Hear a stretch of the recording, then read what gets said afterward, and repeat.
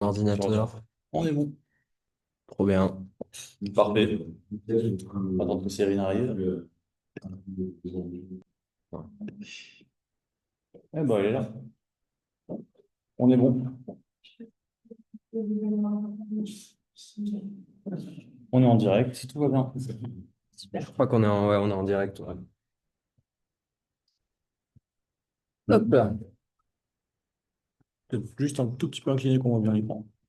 Ouais. Tac. Voilà. Je suis devant le. On te voit bien, hein. Oui, Tu peux te mettre sur le côté si tu veux. Ouais, quoi. vas-y, Non. décale-toi un petit peu, mais comme ça, de part et d'autre. De part et d'autre, ouais, ça va être dur, hein. C'est le bloc. Voilà. En reculant un peu le PC aussi, comme ça, on augmente.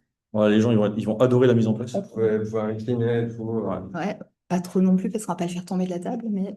Et le PC surtout. Voilà. On est bon. Ben, T'es quand même devant, là, mais c'est pas grave. On va se débrouiller. Bon, bah, allons-y, hein. Bon, bah, bonsoir à tous. Merci beaucoup d'être venus pour la deuxième conférence du cycle des conférences Phileas. Ce soir, on a la chance, et même je dirais l'honneur, de recevoir Alexander Samuel et Séverine Polkovitch, c'est comme ça qu'on le Ouais. prononce, pour un talk qui s'intitule Comment lutter contre les fausses croyances délétères. Donc, il sera question de psychologie sociale, j'imagine, de cognition sociale. Séverine, du coup, a édité récemment aux éditions Erol Au cœur de l'esprit critique. Et ils ont édité ensemble Complotisme et manipulation, préfacé par Joule, qui avait fait le petit traité. Hop, Madame O, on va dire. voilà, On va dire Madame O, Madame O, qui est effectivement l'héroïne héroïne. l'héroïne de Zool. d'Opération Sans Jour, dont on ne révélera pas l'identité. Très bien. Bah, sur ces Voilà. belles paroles, je vous laisse la parole. Et bonjour. Merci. Comment ça va? Oui, vous. Voilà. Voilà.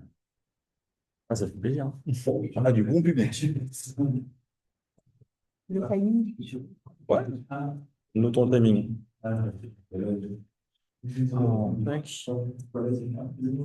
Je lance un petit chrono. On est bon. Et quand je peux parler, ça. D'accord.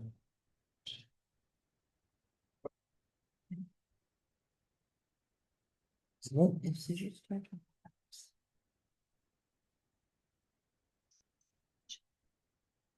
Bien, merci. Donc, bonjour à tous. Bien,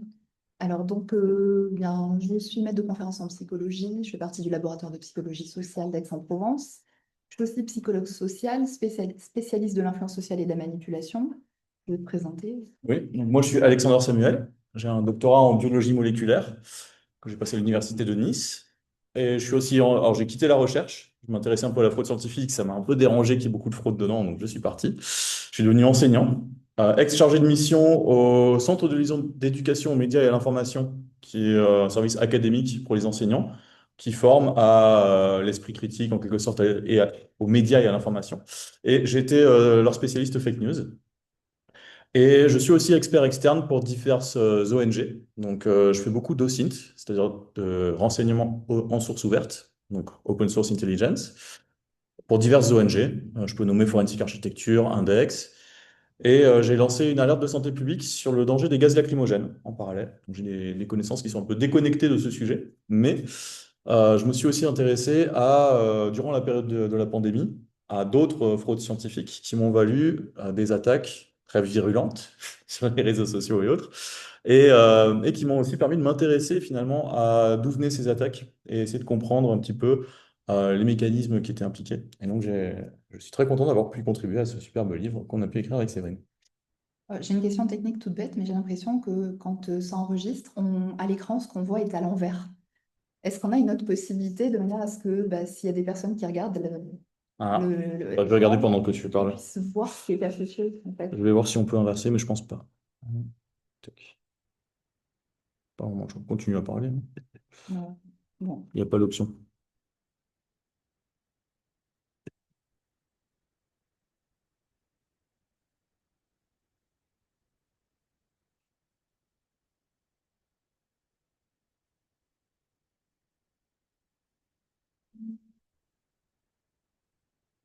Ouais. Mettre ma vidéo en miroir, regarde. C'est ça, ouais. C'est ce que je vais faire. Et voilà. Super. On est bon. Peut-être du coup aussi, en même temps, qu'on puisse... Non, je ne peux pas faire parler. Oui, voilà. Ouais, tu vois, ça date, je sais, ça Non, date. bon, c'est bon. Donc voilà, comme ça a été énoncé, donc nous sommes, enfin, je suis l'autrice de ce livre-là, Au cœur de l'esprit critique, une introduction à l'esprit critique pour prendre connaissance de l'ensemble du champ. Dans cet ouvrage, il y a aussi donc des outils et des ressources pour approfondir et une charte pour communiquer dans la bienveillance. Et dans le deuxième ouvrage donc, on a écrit ensemble, Complotisme et manipulation, donc on propose une introduction au complotisme en s'appuyant, en alliant à la fois esprit critique et psychologie sociale. Et donc, on y expose les mécanismes qui amènent tout un chacun à adhérer à de fausses croyances. En fin d'ouvrage, on a proposé également ici une charte pour essayer d'enquêter sans risquer de tomber dans le complotisme. Donc, nous sommes présents sur les réseaux sociaux, en ce qui me concerne essentiellement sur Instagram et Alexander principalement aussi sur X. Ouais, alors je précise un petit peu hein, quand même. Bon, on a pas mal de followers qui nous suivent. Je pense que j'aime pas tellement X parce que depuis que ça a été racheté par Elon Musk, voilà. Mais j'ai quand même beaucoup de contenus qui sont dessus, donc je suis resté dessus un peu par défaut, tout en étant présent sur d'autres types de réseaux sociaux. Et évidemment, comme on est très très suivi, on est extrêmement crédible, hein. J'espère que vous êtes d'accord avec ça. Et petit point aussi, bah, sur la présentation, on a choisi de se répartir un peu les tâches. Je laisse Séverine présenter un petit peu. Et moi, j'interviens après elle pour mansplainer tout ce qu'elle dit. Et mais donc justement, qui dit que nous n'allons pas vous raconter n'importe quoi, parce que donc je reprends ce que nous venons de faire. Nous vous avons dit quoi? Que nous avions publié des ouvrages. Donc là, nous avons déjà, comment dire, nous sommes appuyés sur l'argument d'autorité hein, pour asseoir notre propos. Quand nous évoquons le fait que nous sommes populaires sur les réseaux sociaux, bah là, en fait, les personnes risquent d'être victimes de la preuve sociale, le fait de penser que ce que les autres pensent, c'est ce qui est vrai, c'est ce qui est juste. Et puis le fait de dire que nous sommes des experts, bien là encore, en fait, nous verrons que le fait de se dire expert, voire même des fois de l'être, n'est pas une garantie totale quant à la fiabilité du propos. On voit des universitaires, voire même des institutions qui peuvent nous induire en erreur. On vous donne juste quelques petits exemples. Bah, vous pourrez trouver à Montpellier un master de psychologie quantique, hein, si vous avez envie de poursuivre vos études dans les champs de la psychologie. Ou alors à l'IHU de Marseille aussi, bah, il y a des chercheurs qui sont l'objet d'une risée mondiale. Et puis de manière plus générale, on trouve des pseudosciences qui sont parfois enseignées à l'université ou mobilisées dans les champs publics ou privés. Alors, à qui se fier? Donc, on va commencer par voir quels peuvent être les critères de fiabilité d'un expert. Alors, qu'est-ce qui augmente plutôt la probabilité qu'un expert soit fiable? Bah, le fait qu'il soit diplômé, c'est toujours mieux qu'il n'ait pas de diplôme. Donc, par exemple, un psychologue sera probablement plus fiable qu'un psychopraticien, puisqu'en fait, n'importe qui peut se dire psychopraticien. S'il est cet expert dans un champ reconnu officiellement, là encore, bah, le psychologue, lui, reçoit un diplôme d'État. Le kinésiologue, alors d'ailleurs, je ne sais même pas s'il y a des écoles de kinésiologie, mais donc là, on a de grandes chances d'avoir affaire d'ailleurs à quelque chose qui n'a pas de valeur. D'ailleurs, la kinésiologie n'a pas de valeur. S'il s'exprime dans son champ, le psychologue, là encore, sera plus fiable que s'il s'agit de votre médecin qui vous donne des conseils de psychologie pour expliquer les raisons pour lesquelles votre enfant ne fait pas ses nuits. Et il faudra encore qu'il soit compétent sur le sujet en question. Donc, bah, si vous avez un problème de cardiologie, il vaudra mieux aller voir un cardiologue qu'un cancérologue pour savoir comment vous positionner. Un expert sera plus fiable encore s'il est en accord avec le consensus de sa communauté de pairs, c'est-à-dire avec les autres experts. Ceci dit, ça ne suffit parfois quand même pas. Tout le monde peut se tromper, donc il faut juger sur pièce. Je peux donner un exemple. Eh bien, en un temps, les médecins s'accordaient quant au fait que la saignée était une bonne idée. Donc en fait, collectivement, ils pratiquaient la saignée. Donc bah, depuis, on est passé à autre chose. Les médias ne sont pas toujours capables de repérer les experts compétents, donc lorsqu'un expert prend la parole dans les médias, ça peut être intéressant de nous demander quelle est sa compétence. sans se laisser influencer par sa simple popularité, par voilà, le fait qu'on ait fait en sorte de lui donner la parole. Enfin, ça ne suffira pas.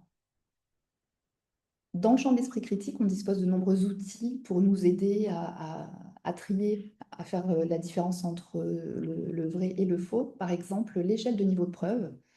Donc là, plus on va descendre vers le bas et plus on va dire les preuves que l'on va recueillir seront fiables.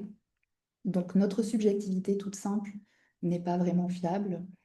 On ne peut par exemple pas être capable d'établir des rapports de causalité dans le champ de la médecine quand on s'appuie simplement sur son expérience personnelle.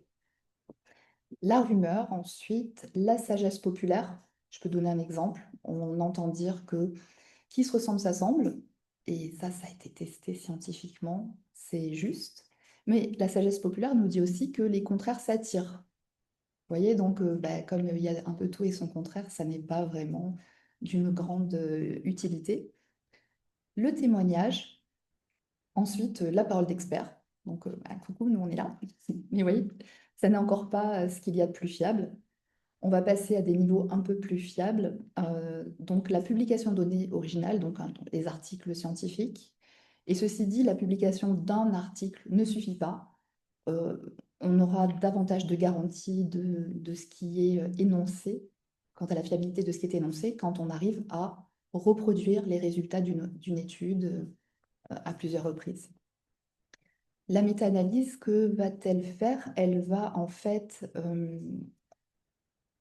faire l'inventaire de toutes les études qui ont été produites sur le sujet, les analyser, ces études, sur la base de leur qualité méthodologique, et donc toutes les études qui peuvent être considérées comme étant de qualité, valides, vont être analysées. On va en revoir les résultats pour voir si tous ces résultats vont dans le même sens.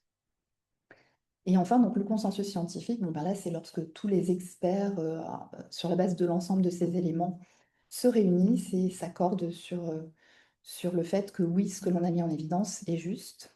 Et ceci dit, cette échelle de niveau de preuve, telle qu'elle est présentée, on va dire que pour une personne qui débute, elle est déjà très utile, mais elle n'est pas systématiquement juste. Par exemple, il peut y avoir aussi des méta-analyses qui ne sont pas qualitatives, ou des fois des études qui ne sont pas justes non plus, des fois même dans un champ hein, totalement. Euh, donc voilà. Donc, mais pour débuter, c'est bien. Puis après, bien sûr, il y a des choses qui sont critiquables.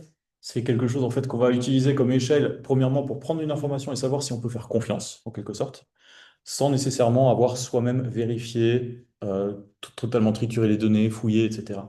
Ça nous permet vraiment d'avoir une première idée de à qui je dois faire confiance davantage par rapport à autre chose. Par contre, évidemment, sur chaque niveau, il peut aussi y avoir des niveaux plus ou moins fiables. Par exemple, au niveau de la méta-analyse. Il existe des méta-analyses qui suivent des processus très rigoureux qui ont été mis en place, par exemple Cochrane, qui est une manière de faire une méta-analyse. On doit sélectionner les données d'une certaine façon. Donc, du coup, on n'inclut pas toutes les études. On n'inclut que les études qui ont un niveau de preuve suffisant pour pouvoir arriver à une conclusion. Donc là, typiquement, on peut avoir une méta-analyse bas de gamme qui ne respecte pas tout à fait les critères d'inclusion ou une méta-analyse avec des standards plus élevés. Au niveau du consensus scientifique, on peut avoir un consensus scientifique d'une société savante marginale, étrange, parfois sortie de son chapeau. Il existe des gens qui produisent eux-mêmes leur société savante dans le monde de la fraude scientifique. On est très créatifs, hein. Les scientifiques sont capables de se créer des sociétés savantes de toutes pièces, parfois même à attirer des prix Nobel à l'intérieur. C'est le cas récemment. Il y a des conférences carrément qui sont organisées avec des fausses conférences, avec des prix Nobel qui viennent à ces fausses conférences, qui sont là pour faire gagner de l'argent à quelques personnes. Je vous invite à lire For Better Science, qui est une ressource très intéressante sur ce sujet, et qui arrive à piéger des personnes très importantes, en fait, hein, très reconnues. Et donc, évidemment, tout ne se vaut pas. Et il est important de savoir reconnaître quelle est la valeur, finalement, même à chaque échelle de la structure ou de la personne à laquelle on a envie de faire confiance. Et là aussi, on peut encore graduer sans être rentré encore dans l'analyse de l'information. Là, on est uniquement dans le cadre d'une forme de confiance. Voilà. Donc, à retenir, très important, l'expert n'est pas le plus haut niveau de preuve. Alors, exercer son esprit critique, c'est se doter de critères de tri qui permettent de savoir quand cesser de douter grâce à l'identification de contenus fiables. Mais quand on n'a pas la compétence de douter soi-même, in fine, que faire? Eh bien, l'idée, c'est d'être capable d'identifier les entités qui sont fiables et de suivre leurs recommandations. Par exemple, si on a fait une recherche sur les vaccins et que on ne sait pas s'il faut se vacciner ou non, que l'on a encore des doutes, on a de grandes chances de ne pas se tromper ou du moins de prendre le moins de risques possible si on suit les recommandations de la Haute Autorité de Santé. Donc, ça implique le fait d'accepter ses propres limites. Et dans le cas du complotisme, par exemple, eh bien, le souci qui se pose, c'est que les personnes qui s'inscrivent dans la mentalité complotiste n'ont pas confiance dans les instances officielles, donc les scientifiques, les politiques, les médias mainstream, les grands groupes industriels, qui sont suspectés de comploter de façon malveillante au service de leurs propres intérêts, au détriment des autres. Et donc, ce qui va être compliqué, c'est que, en fait, on ne peut pas échanger facilement avec des personnes qui ne partagent pas les mêmes prémices que nous. Ouais, On a quelqu'un en attente pour le Zoom. ouais, vas-y. D'accord. Bah, je rajoute une petite précision. Je vais le faire à chaque fois quand vous Ouais, en faut avez. pas hésiter à intervenir. Et donc, il y a évidemment le cas du complotisme où une personne n'a plus confiance aux institutions, mais il y a aussi le cas où les institutions ont menti par le passé qui vont favoriser le développement de ces pensées conspirationnistes. Et c'est souvent instrumentalisé. C'est quelque chose, il y a des cas, la crise des opioïdes par exemple aux États-Unis, où les institutions ont failli. Et donc la confiance aux institutions est un déterminant clé pour permettre d'avoir des pratiques qui soient utiles en termes de santé publique, par exemple, quand on parle de vaccination. Et donc c'est une question aussi de responsabilité des institutions et d'exemplarité euh, qui n'est pas toujours suffisante dans le monde actuel, surtout quand on regarde les différentes crises et les différents scandales qui ont eu lieu. Je pense aussi bien aux Tobacco Papers, qui ont montré que l'industrie du tabac a essayé de manufacturer un petit peu le savoir, a eu les grandes influences, que la crise des opioïdes, que le Mediator. Donc il y a des scandales. Et tous ces scandales rompent un petit peu la confiance que l'on peut avoir et permettent aussi d'augmenter euh, la probabilité que des personnes aient envie d'adhérer à des pensées conspirationnistes. Donc, qu'est-ce que l'esprit critique? La conception courante, c'est le fait de penser qu'on en a, mais on ne sait pas toujours exactement ce dont il s'agit. Donc, très rapidement, c'est la capacité à faire du tri entre bonnes et mauvaises informations. Cette capacité va s'appuyer sur des savoirs, alors des savoirs de deux types, sur des connaissances métacognitives, donc c'est-à-dire des connaissances sur la connaissance, et sur des connaissances générales. Donc ça va impliquer des connaissances de culture générale, en rhétorique, en épistémologie. Et le fait de disposer de ces connaissances, on va être en partie protégé contre la désinformation. C'est pour ça qu'on pourra parler de vaccination cognitive. Euh, Ça impliquera aussi des connaissances sur nos modes de fonctionnement, donc sur la façon dont nous traitons l'information. Et pour cela, en fait, ça peut être très utile d'aller voir le type de connaissances que produisent la psychologie sociale, la psychologie cognitive, et puis en fait, plus globalement, tout ce qui relève de la psychologie scientifique. On pourra repérer nos points forts, nos points faibles, et puis aussi se rendre compte on va dire, des limites de la psychologie. Je vais donner un exemple. Il y a plein de fausses croyances qui peuvent être développées à partir de l'idée que l'esprit a, on va dire, un impact sur le corps extrêmement important. Connaître ce qu'il en est dans le champ de la psychologie, ça peut nous amener à relativiser cette importance du psychisme sur le corps. Et donc, peut-être qu'on sera moins perméable à certaines croyances de type, par exemple, ésotérique. Cette capacité s'appuie également sur le développement de compétences. Donc, une fois qu'on a toutes ces connaissances, l'idée, c'est après d'être capable de développer des savoir-faire. Donc, il va falloir non seulement prendre en compte toutes ces connaissances, mais voir de quelle manière on peut les hiérarchiser les unes par rapport aux autres et vérifier que dans la façon dont on les mobilise, par exemple du point de vue de la logique, elles sont articulées de manière correcte. Donc, pour bien exercer son esprit critique, il faudra maîtriser un grand nombre d'éléments. Et quand on ne maîtrise pas certains de ces éléments, bah, il est possible euh, que l'on exerce mal son esprit critique. Et je vais donner un exemple. Le doute est une qualité en soi. Le fait, par exemple, de se demander, eh bien, quel statut vais-je accorder à cette information? Mais le problème, c'est que quand l'on doute, mais que l'on ne sait pas comment douter, eh bien, il est possible que l'on aboutisse à des conclusions qui sont fausses. Et donc, bah, ça peut être le cas, par exemple, de personnes qui, au final, adhèrent à des thèses complotistes. Au début, elles étaient peut-être très bien intentionnées, elles voulaient vraiment savoir ce qu'il en était, mais pour autant, eh bien, elles n'ont pas pu mettre en œuvre méthodologiquement ce qui leur aurait permis de tirer les bonnes conclusions. Et donc, elles se sont égarées, on va dire.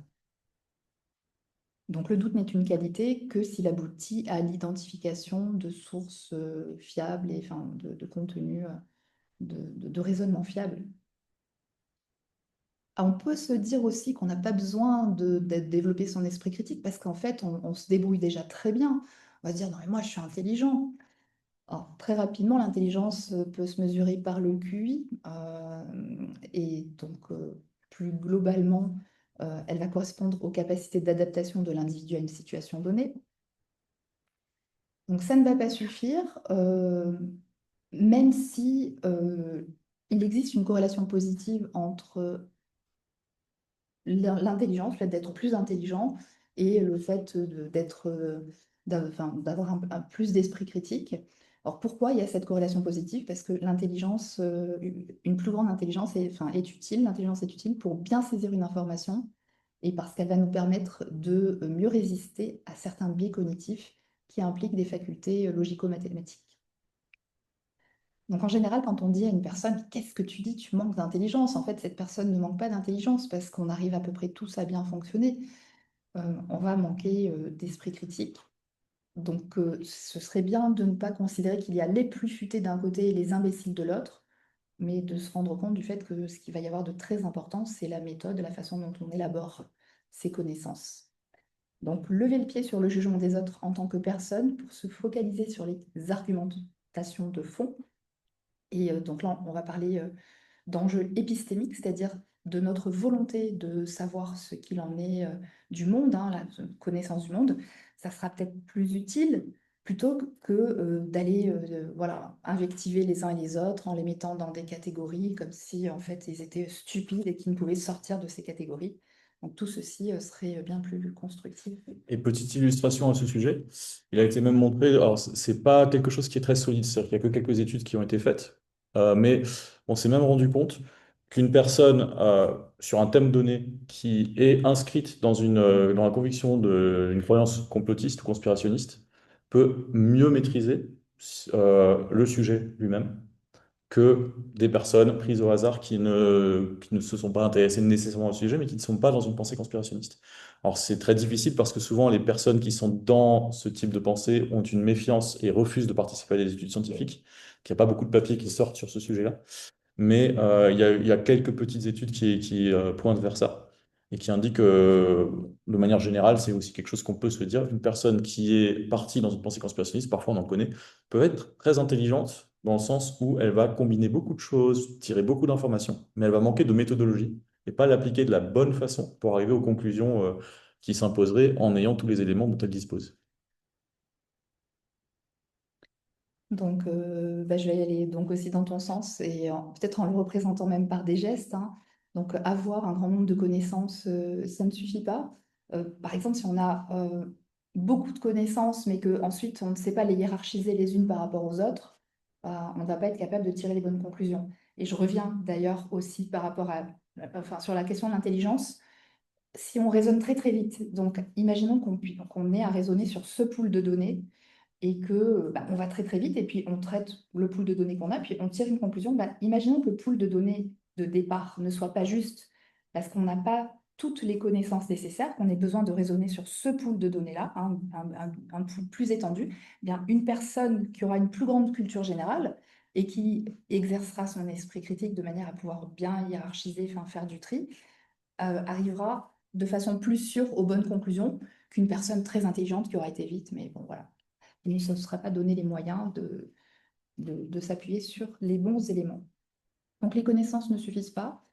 Donc par exemple, le fait d'avoir beaucoup de connaissances ne nous protège pas du fait d'avoir été recueillir ces connaissances en étant victime du biais de confirmation d'hypothèses. Donc les biais correspondent à la façon dont on va, de façon systématique, parfois traiter l'information de façon déviée. Et donc, dans le cas de ce biais-là, on ne va retenir au sein de son argumentation que ce qui confirme son hypothèse de départ.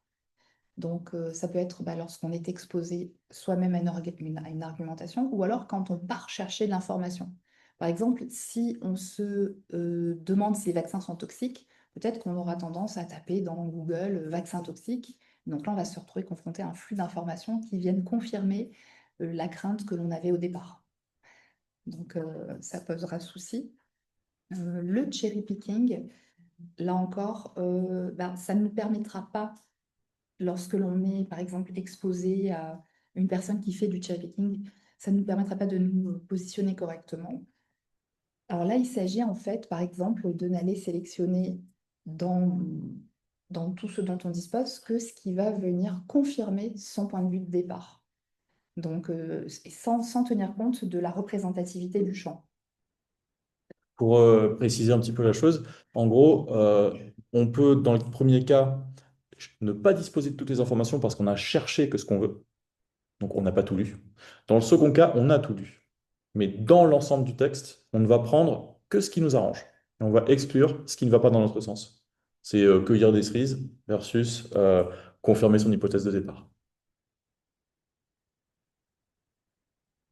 S'inspirer de l'expérience de ceux qui ont réussi, est-ce que ça suffit, hein? Donc l'imitation, eh bien en fait non, parce que là encore, on peut être victime de l'illusion selon laquelle, dans nos modes de raisonnement, on peut faire des erreurs de jugement. Donc je vais donner l'exemple du biais du survivant. Là, on va surévaluer les chances de succès d'une initiative en concentrant l'attention sur les sujets ayant réussi, mais qui ne sont que des exceptions statistiques. Et donc on va les appeler des survivants plutôt que des cas représentatifs.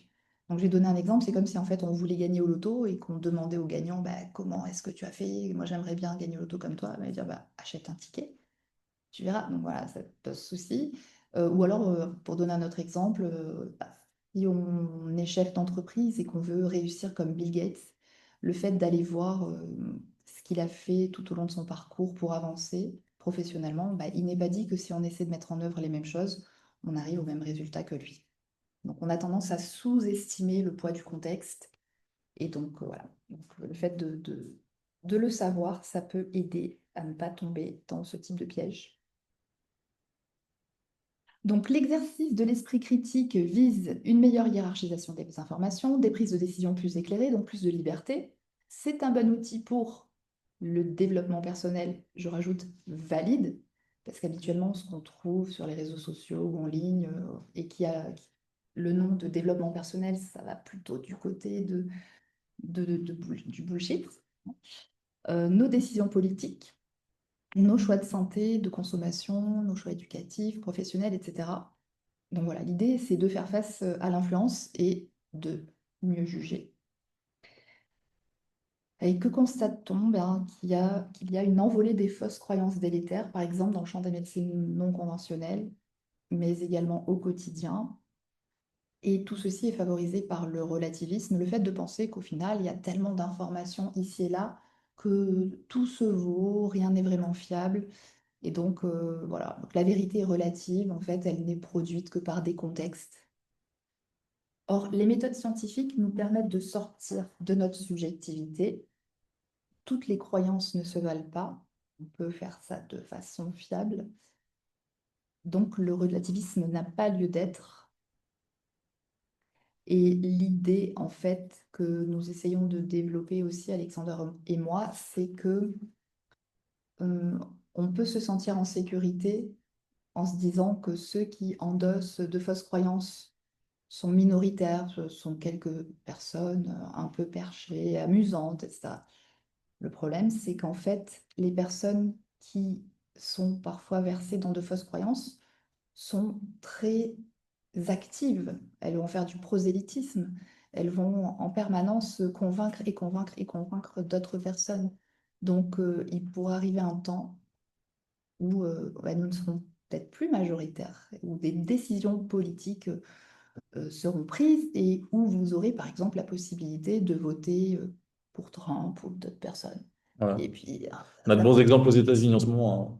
On a de bons exemples aux États-Unis avec, au niveau de la santé, une position qui était considérée comme extrêmement marginale, qui était Robert Kennedy Jr., qui est devenu le secrétaire de la santé aux États-Unis, avec des personnes qui étaient considérées comme inoffensives finalement, parce que c'était tellement, elles disaient tellement n'importe quoi qu'il n'y avait pas de risque, que ça ait des conséquences, qui finalement maintenant se retrouvent à des postes clés dans les plus grandes instances américaines. C'est quelque chose qui est en train de se produire actuellement, avec des conséquences sur la santé qui sont très souvent sur les minorités. C'est souvent les minorités qui payent le prix le plus cher dans ces situations-là. Et malheureusement, on a du mal un petit peu à le voir venir. On a tendance à se dire non, mais c'est marginal minoritaire, ils vont jamais être au pouvoir, cela. Ça, c'est pas possible. Et en fait, si on n'essaye pas de lutter nous-mêmes contre nos propres fausses croyances, surtout, et qu'on n'essaye pas de garder une certaine rigueur, on peut se laisser nous-mêmes embarquer sur des fausses croyances sur certains sujets. Et donc, c'est très important d'exercer son esprit critique pour maintenir aussi nos démocraties et pour protéger les minorités. et voilà, donc j'ajouterais que même pour soi-même, mais que faut pas peut-être pas hésiter à prendre la parole quand on n'est pas d'accord avec les positions qui sont énoncées par les gens. On peut essayer d'échanger tout en respectant ses interlocuteurs, mais voilà, sans laisser systématiquement passer les choses qui sont énoncées et qui peuvent nous paraître fausses. Alors toujours argumenter, bien sûr, hein, parce qu'il est possible aussi que lors de ces échanges, nous ayons nous-mêmes tort, hein. Donc, mais voilà, cet échange-là, je pense qu'il est utile Et d'un point de vue démocratique et pour... on redéveloppera ultérieurement, mais on parle de bienveillance épistémique, justement, c'est-à-dire de ne pas être juste bienveillant dans le sens où je veux être gentil avec la personne, mais c'est aussi une fausse bienveillance finalement euh, enfin, que d'adhérer. Vas-y, précise, hein, si tu veux. Non, en fait, oui, le concept qui est proposé, c'est celui de double bienveillance. Une bienveillance relationnelle qui consiste juste à respecter son interlocuteur, à être dans un rapport positif. On n'a pas besoin d'être gentil ou d'être son ami, enfin, mais là, juste, on va respecter la personne comme on respecterait n'importe qui.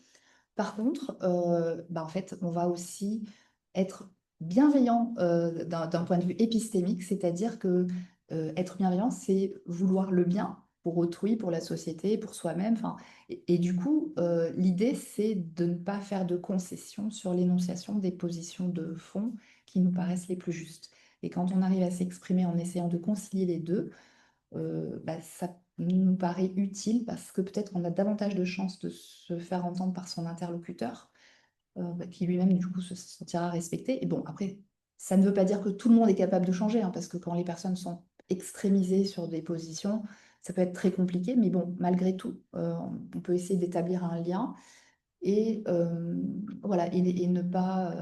Et quand tu parlais de fausse bienveillance, en fait, c'est que la bienveillance dont on entend le plus souvent parler, c'est cette seule bienveillance relationnelle qui consiste à dire laissons dire chacun ce qu'il pense, tout le monde est libre, etc. Pour moi, ce n'est pas de la bienveillance, parce qu'en fait, on va laisser les gens s'engoncer dans de fausses croyances qui peuvent ensuite leur porter atteinte. Pour moi, les gens qui ne sont que dans une bienveillance relationnelle ou dans un laxisme, hein, pour ne pas risquer de heurter, ne sont pas bienveillants.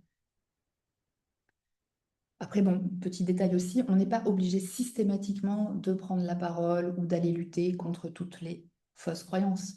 En fait, l'idée, ça va être de ne lutter que contre les fausses croyances délétères qui vont vraiment porter atteinte aux gens, parce que après, sinon, les gens peuvent croire parfois, ils peuvent en avoir besoin sans que ça ne leur porte vraiment atteinte. Et bon, par exemple, je ne sais pas s'il y a des gens qui ont envie de croire qu'une vie existe après la mort, pourquoi pas, si ça leur fait du bien.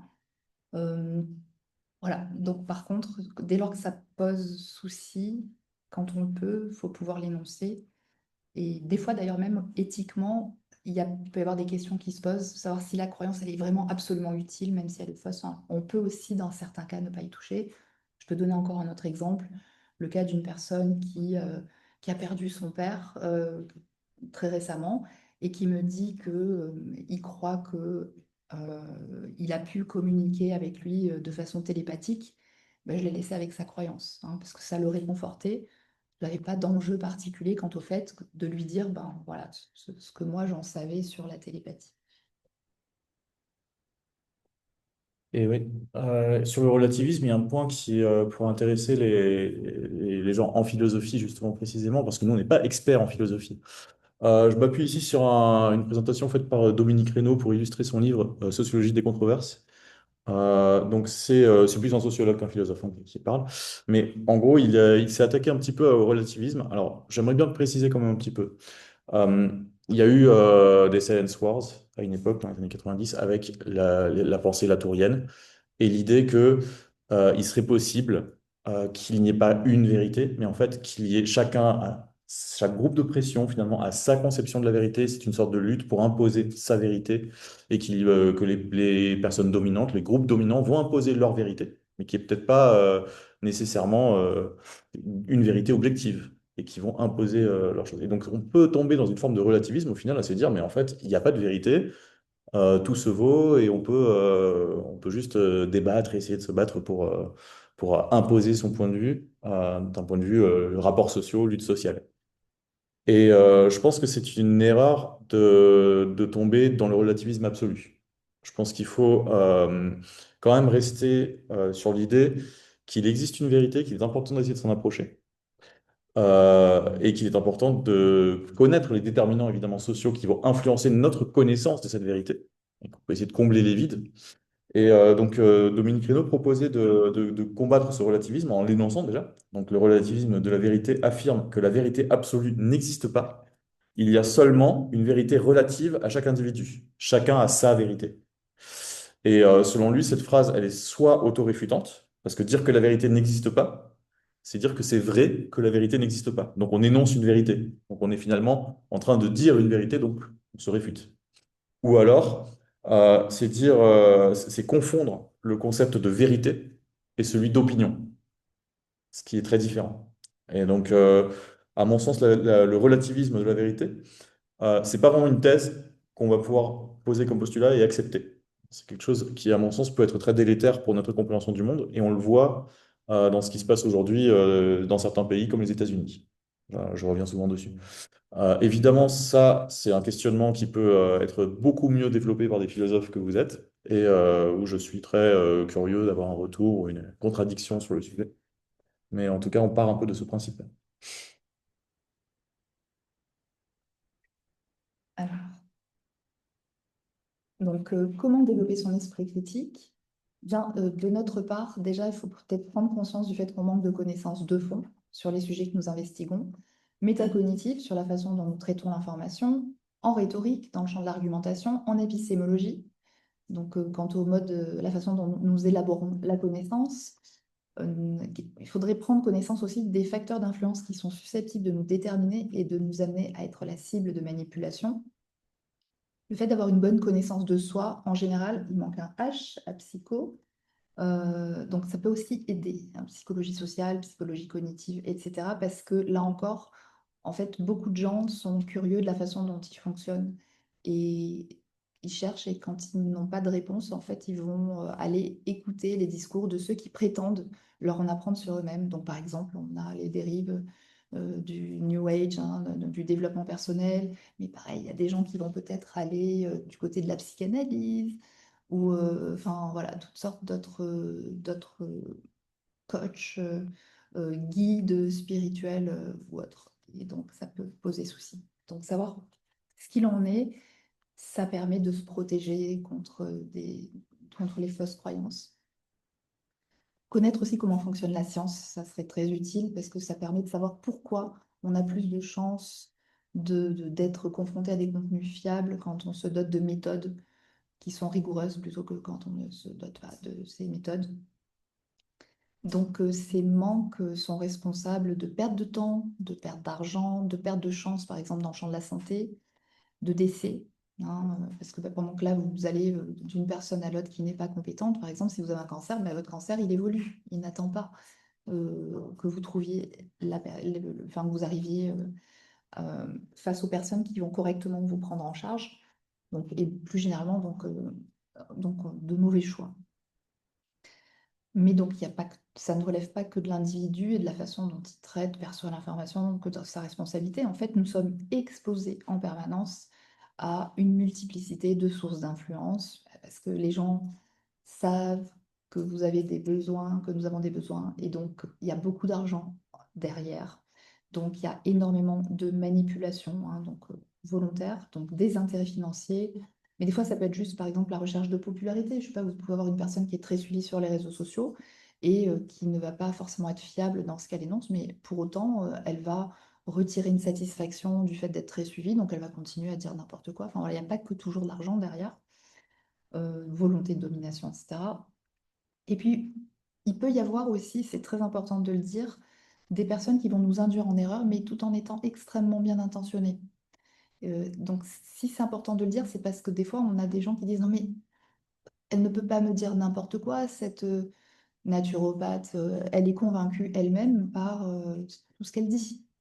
Oh, mais non, ça ne suffit pas, parce que bah, des fois, il y a des personnes aussi qui se sont engagées dans des directions en ayant été elles-mêmes induites en erreur.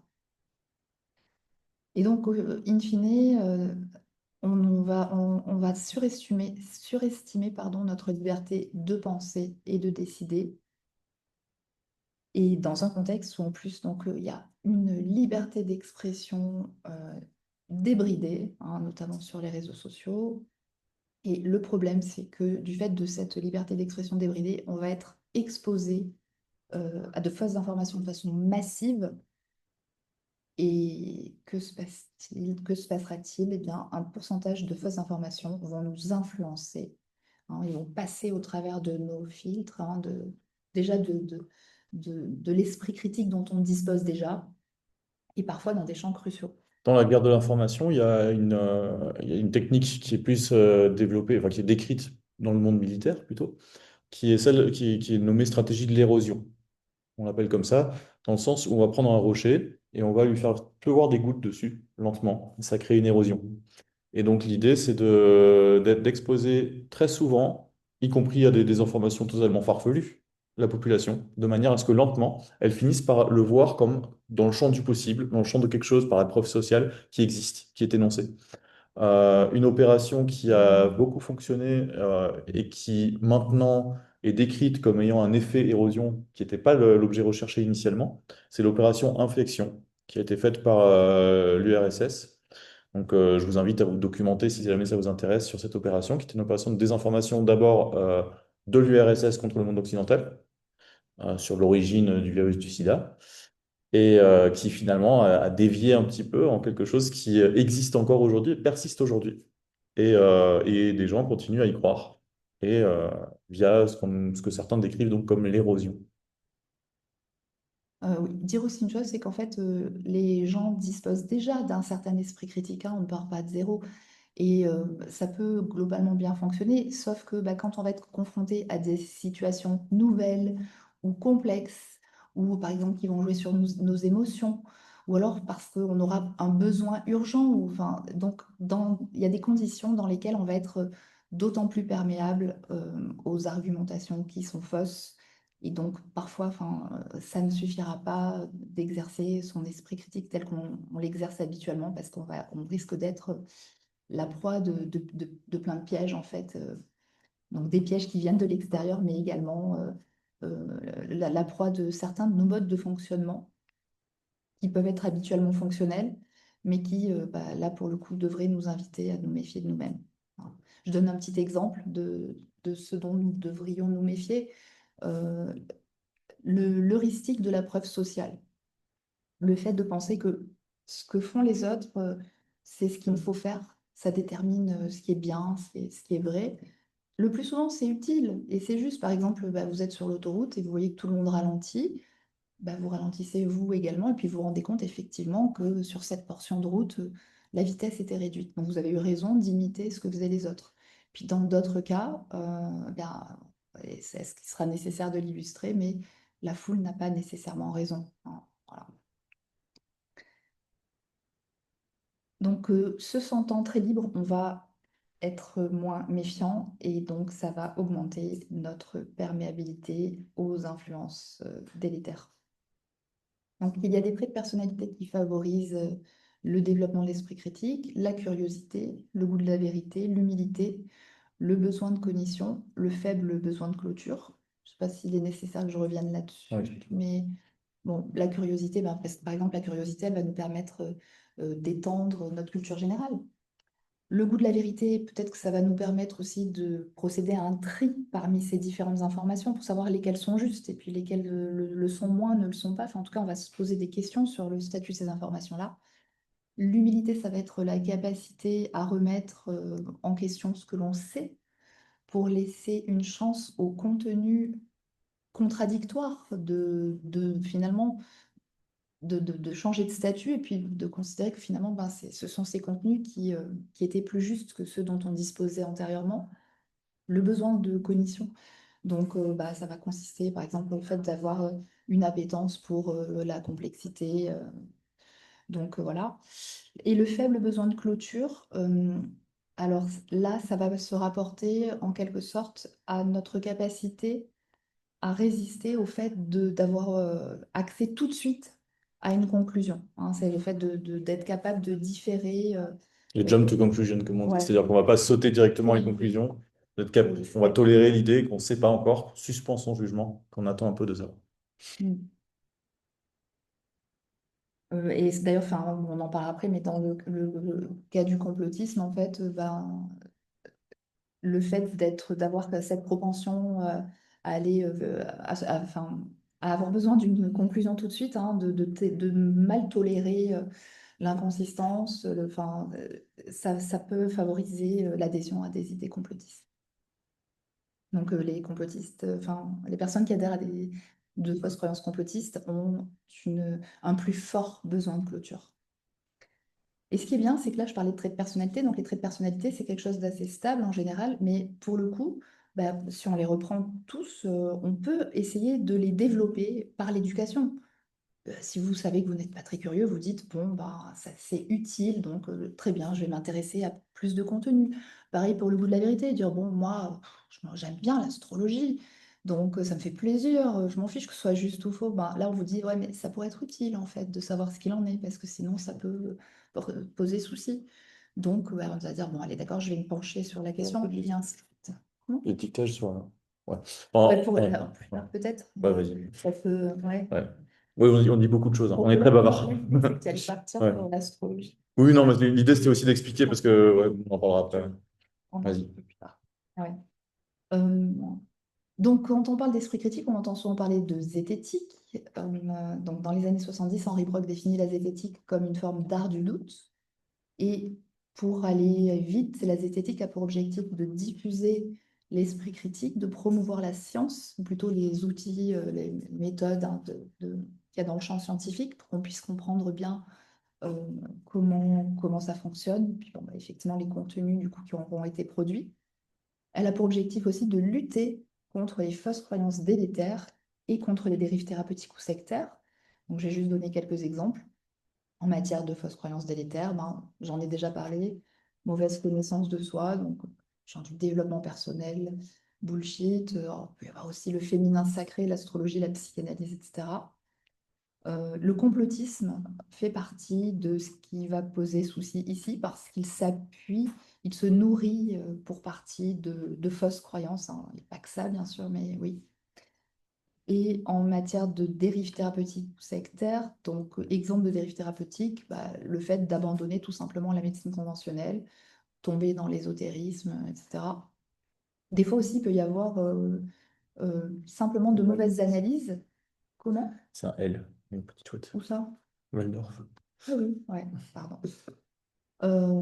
Ouais, il peut y avoir, par exemple, tout simplement des professionnels qui ne sont pas à jour de la littérature scientifique et qui continuent d'utiliser, ou alors enfin, voilà, qui ne savent pas exploiter correctement les données. Donc, on peut tomber aussi dans la dérive thérapeutique, parce que par manque de rigueur, de compétences, etc., enfin, voilà, il peut y avoir des conséquences qui sont délétères pour les patients. Et puis le fait d'y croire et de ne pas lâcher, par exemple, ces anciens modes de fonctionnement, ça peut poser souci. Dans le champ des dérives sectaires, on peut par exemple citer l'anthroposophie. Et donc, l'anthroposophie, tu veux en parler ou c'est bon. On peut en parler en détail, mais je vais renvoyer vers l'excellent travail de nos hôtes d'aujourd'hui. Il y a une petite revue qui s'appelle Cosmos et qu'on peut recommander grandement, euh, qui a traité un petit peu ce sujet-là aussi.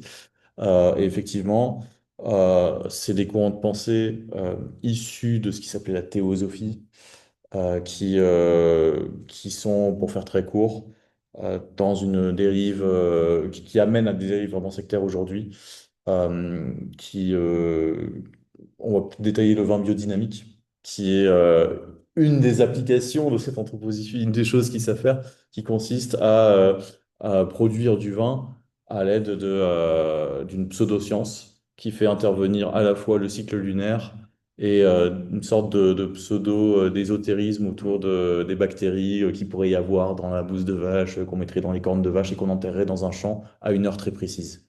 Voilà, donc c'est Les très. rituels d'animaux morts aussi. Voilà. On va Donc on a- surprendre des vessies de cerf qui sont bourrés de produits préparés. Enfin, on va répandre aussi, par exemple, des broyats de petits animaux pour les faire fuir. Enfin, mais parce qu'en fait, on va considérer que derrière enfin, derrière la nature, qu'il y a des instances comme des fées, en fait, hein, des instances mystiques. Et puis, et l'idée aussi que le diable, en fait, et domine le monde. Et donc, par exemple, pour soigner votre cancer, ils vont vous proposer de boire une solution à base de gui parce que c'est la seule chose que le diable craint et que comme c'est lui qui est responsable de votre état de santé, c'est censé vous guérir. Alors pourquoi faut-il surtout se méfier de soi-même, hein, donc vraiment les pièges qui nous guettent. Donc les ressorts de la manipulation tiennent à nos modalités de fonctionnement. Donc à certaines heuristiques de jugement, par exemple celle de la preuve sociale, le biais de confirmation d'hypothèses, etc., dont on a déjà parlé. De la pensée fallacieuse. Donc là, il s'agit en fait de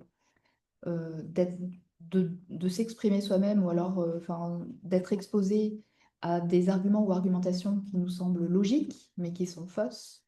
Donc il y a deux types de configurations. Dans le cas des sophismes, la personne qui va s'exprimer va être mal intentionnée, elle va vouloir nous manipuler. Et dans le cas des paralogismes, la personne qui s'exprime sera cette fois bien intentionnée.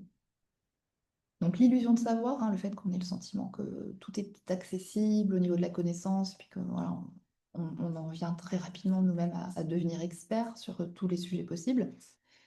Le fait d'être aussi dans la surconfiance par rapport à son jugement, et donc quand on est novice, ça serait peut-être d'autant plus marqué que quand on est davantage expert sur une question. Le manque d'humilité, dont j'ai parlé tout à l'heure, j'ai parlé du manque d'humilité épistémique, hein, parce qu'il y a aussi un manque d'humilité relationnelle.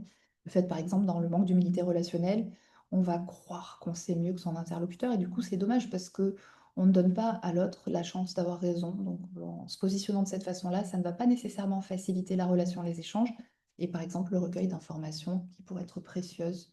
Voilà. Il vaut mieux une personne face à soi qui est bien intentionnée lors de l'échange et nous-mêmes dans la façon dont on va traiter l'information. Donc voilà, enfin, les deux types d'humilité, épistémique et relationnelle, sont utiles. La peur de fauter aussi, peut-être que lorsque nous faisons des erreurs, nous devrions déjà les visibiliser pour permettre aux autres de ne pas subir les conséquences de nos erreurs, les corriger, puis pour éviter que ces erreurs se perpétuent.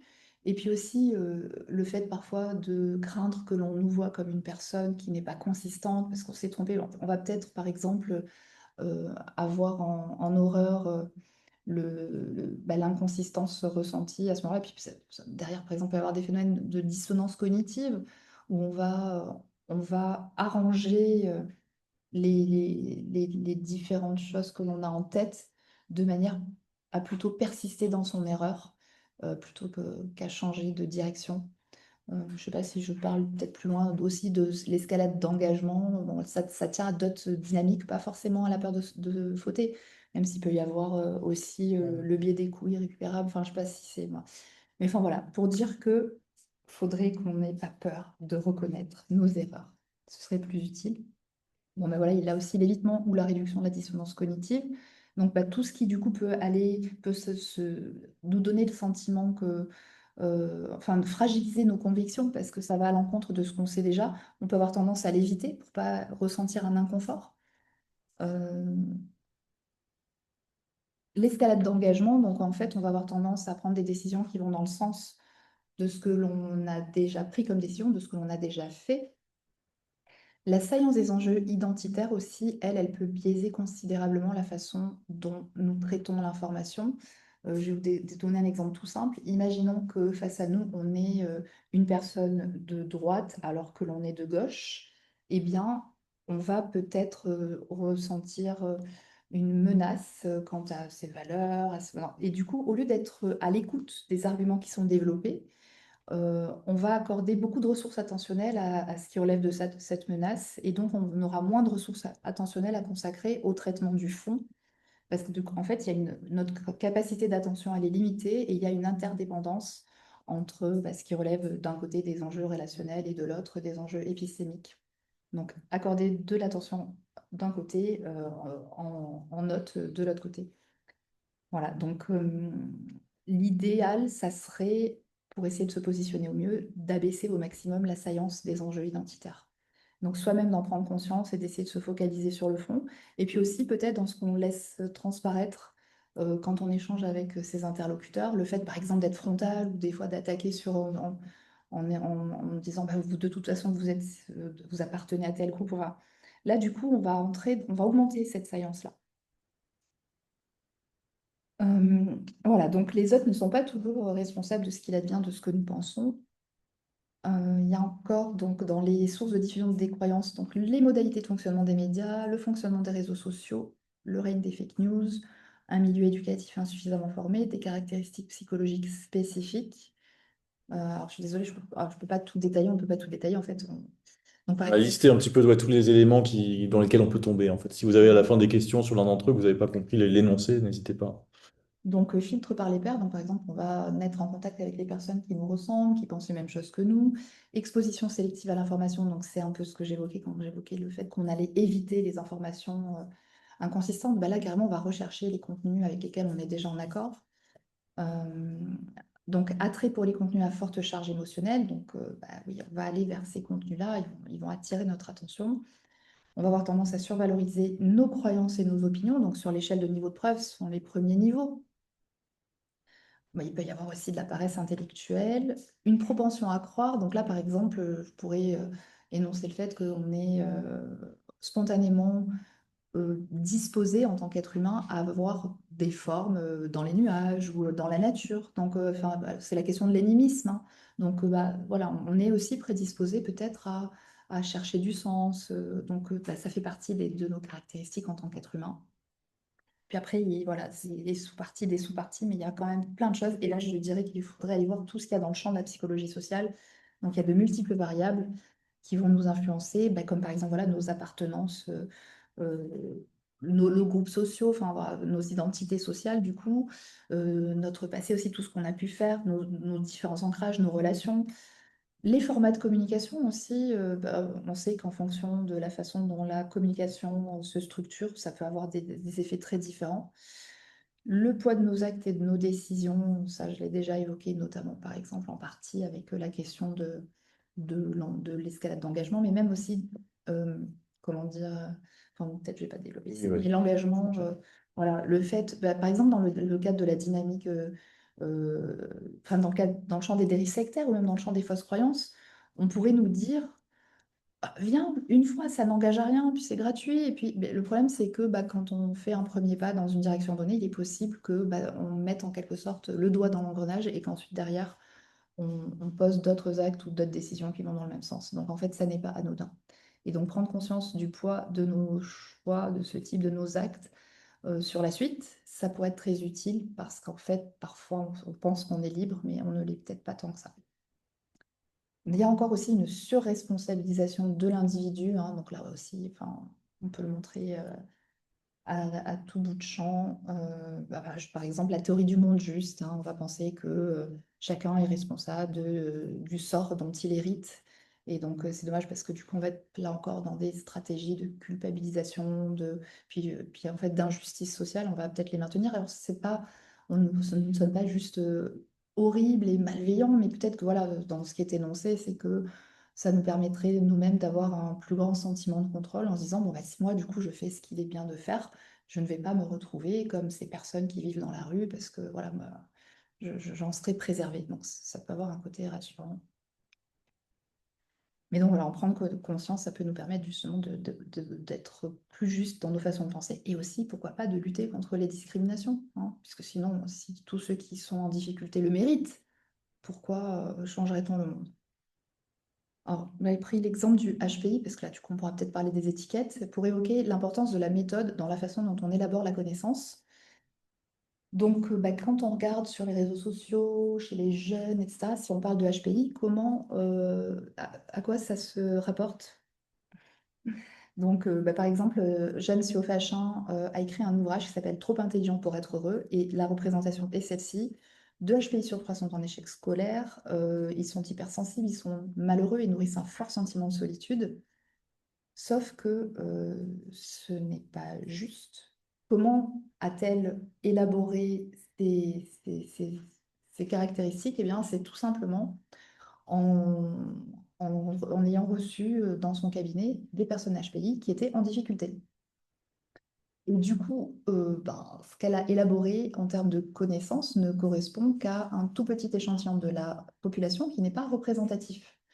Et je dois dire que moi-même, quand j'ai cherché à me renseigner sur le HPI, donc c'était il y a longtemps, il n'y avait pas encore à disposition toutes les études scientifiques dont on dispose maintenant. Je ne suis tombée que sur cet ouvrage. Et quand j'ai lu ça, j'ai fait, oh mon Dieu, mais c'est une catastrophe. Sauf qu'à un moment donné, mes réflexes universitaires sont très rapidement revenus. Je me suis dit, mais où sont les sources? C'est quoi les études et tout? Et il n'y en avait pas.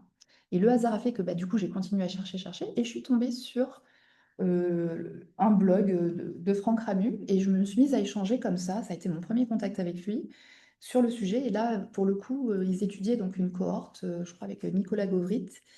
Et la cohorte en était en troisième peut-être. Enfin voilà. Et alors, comment on fait, pardon, pour étudier ça du coup de façon plus scientifique?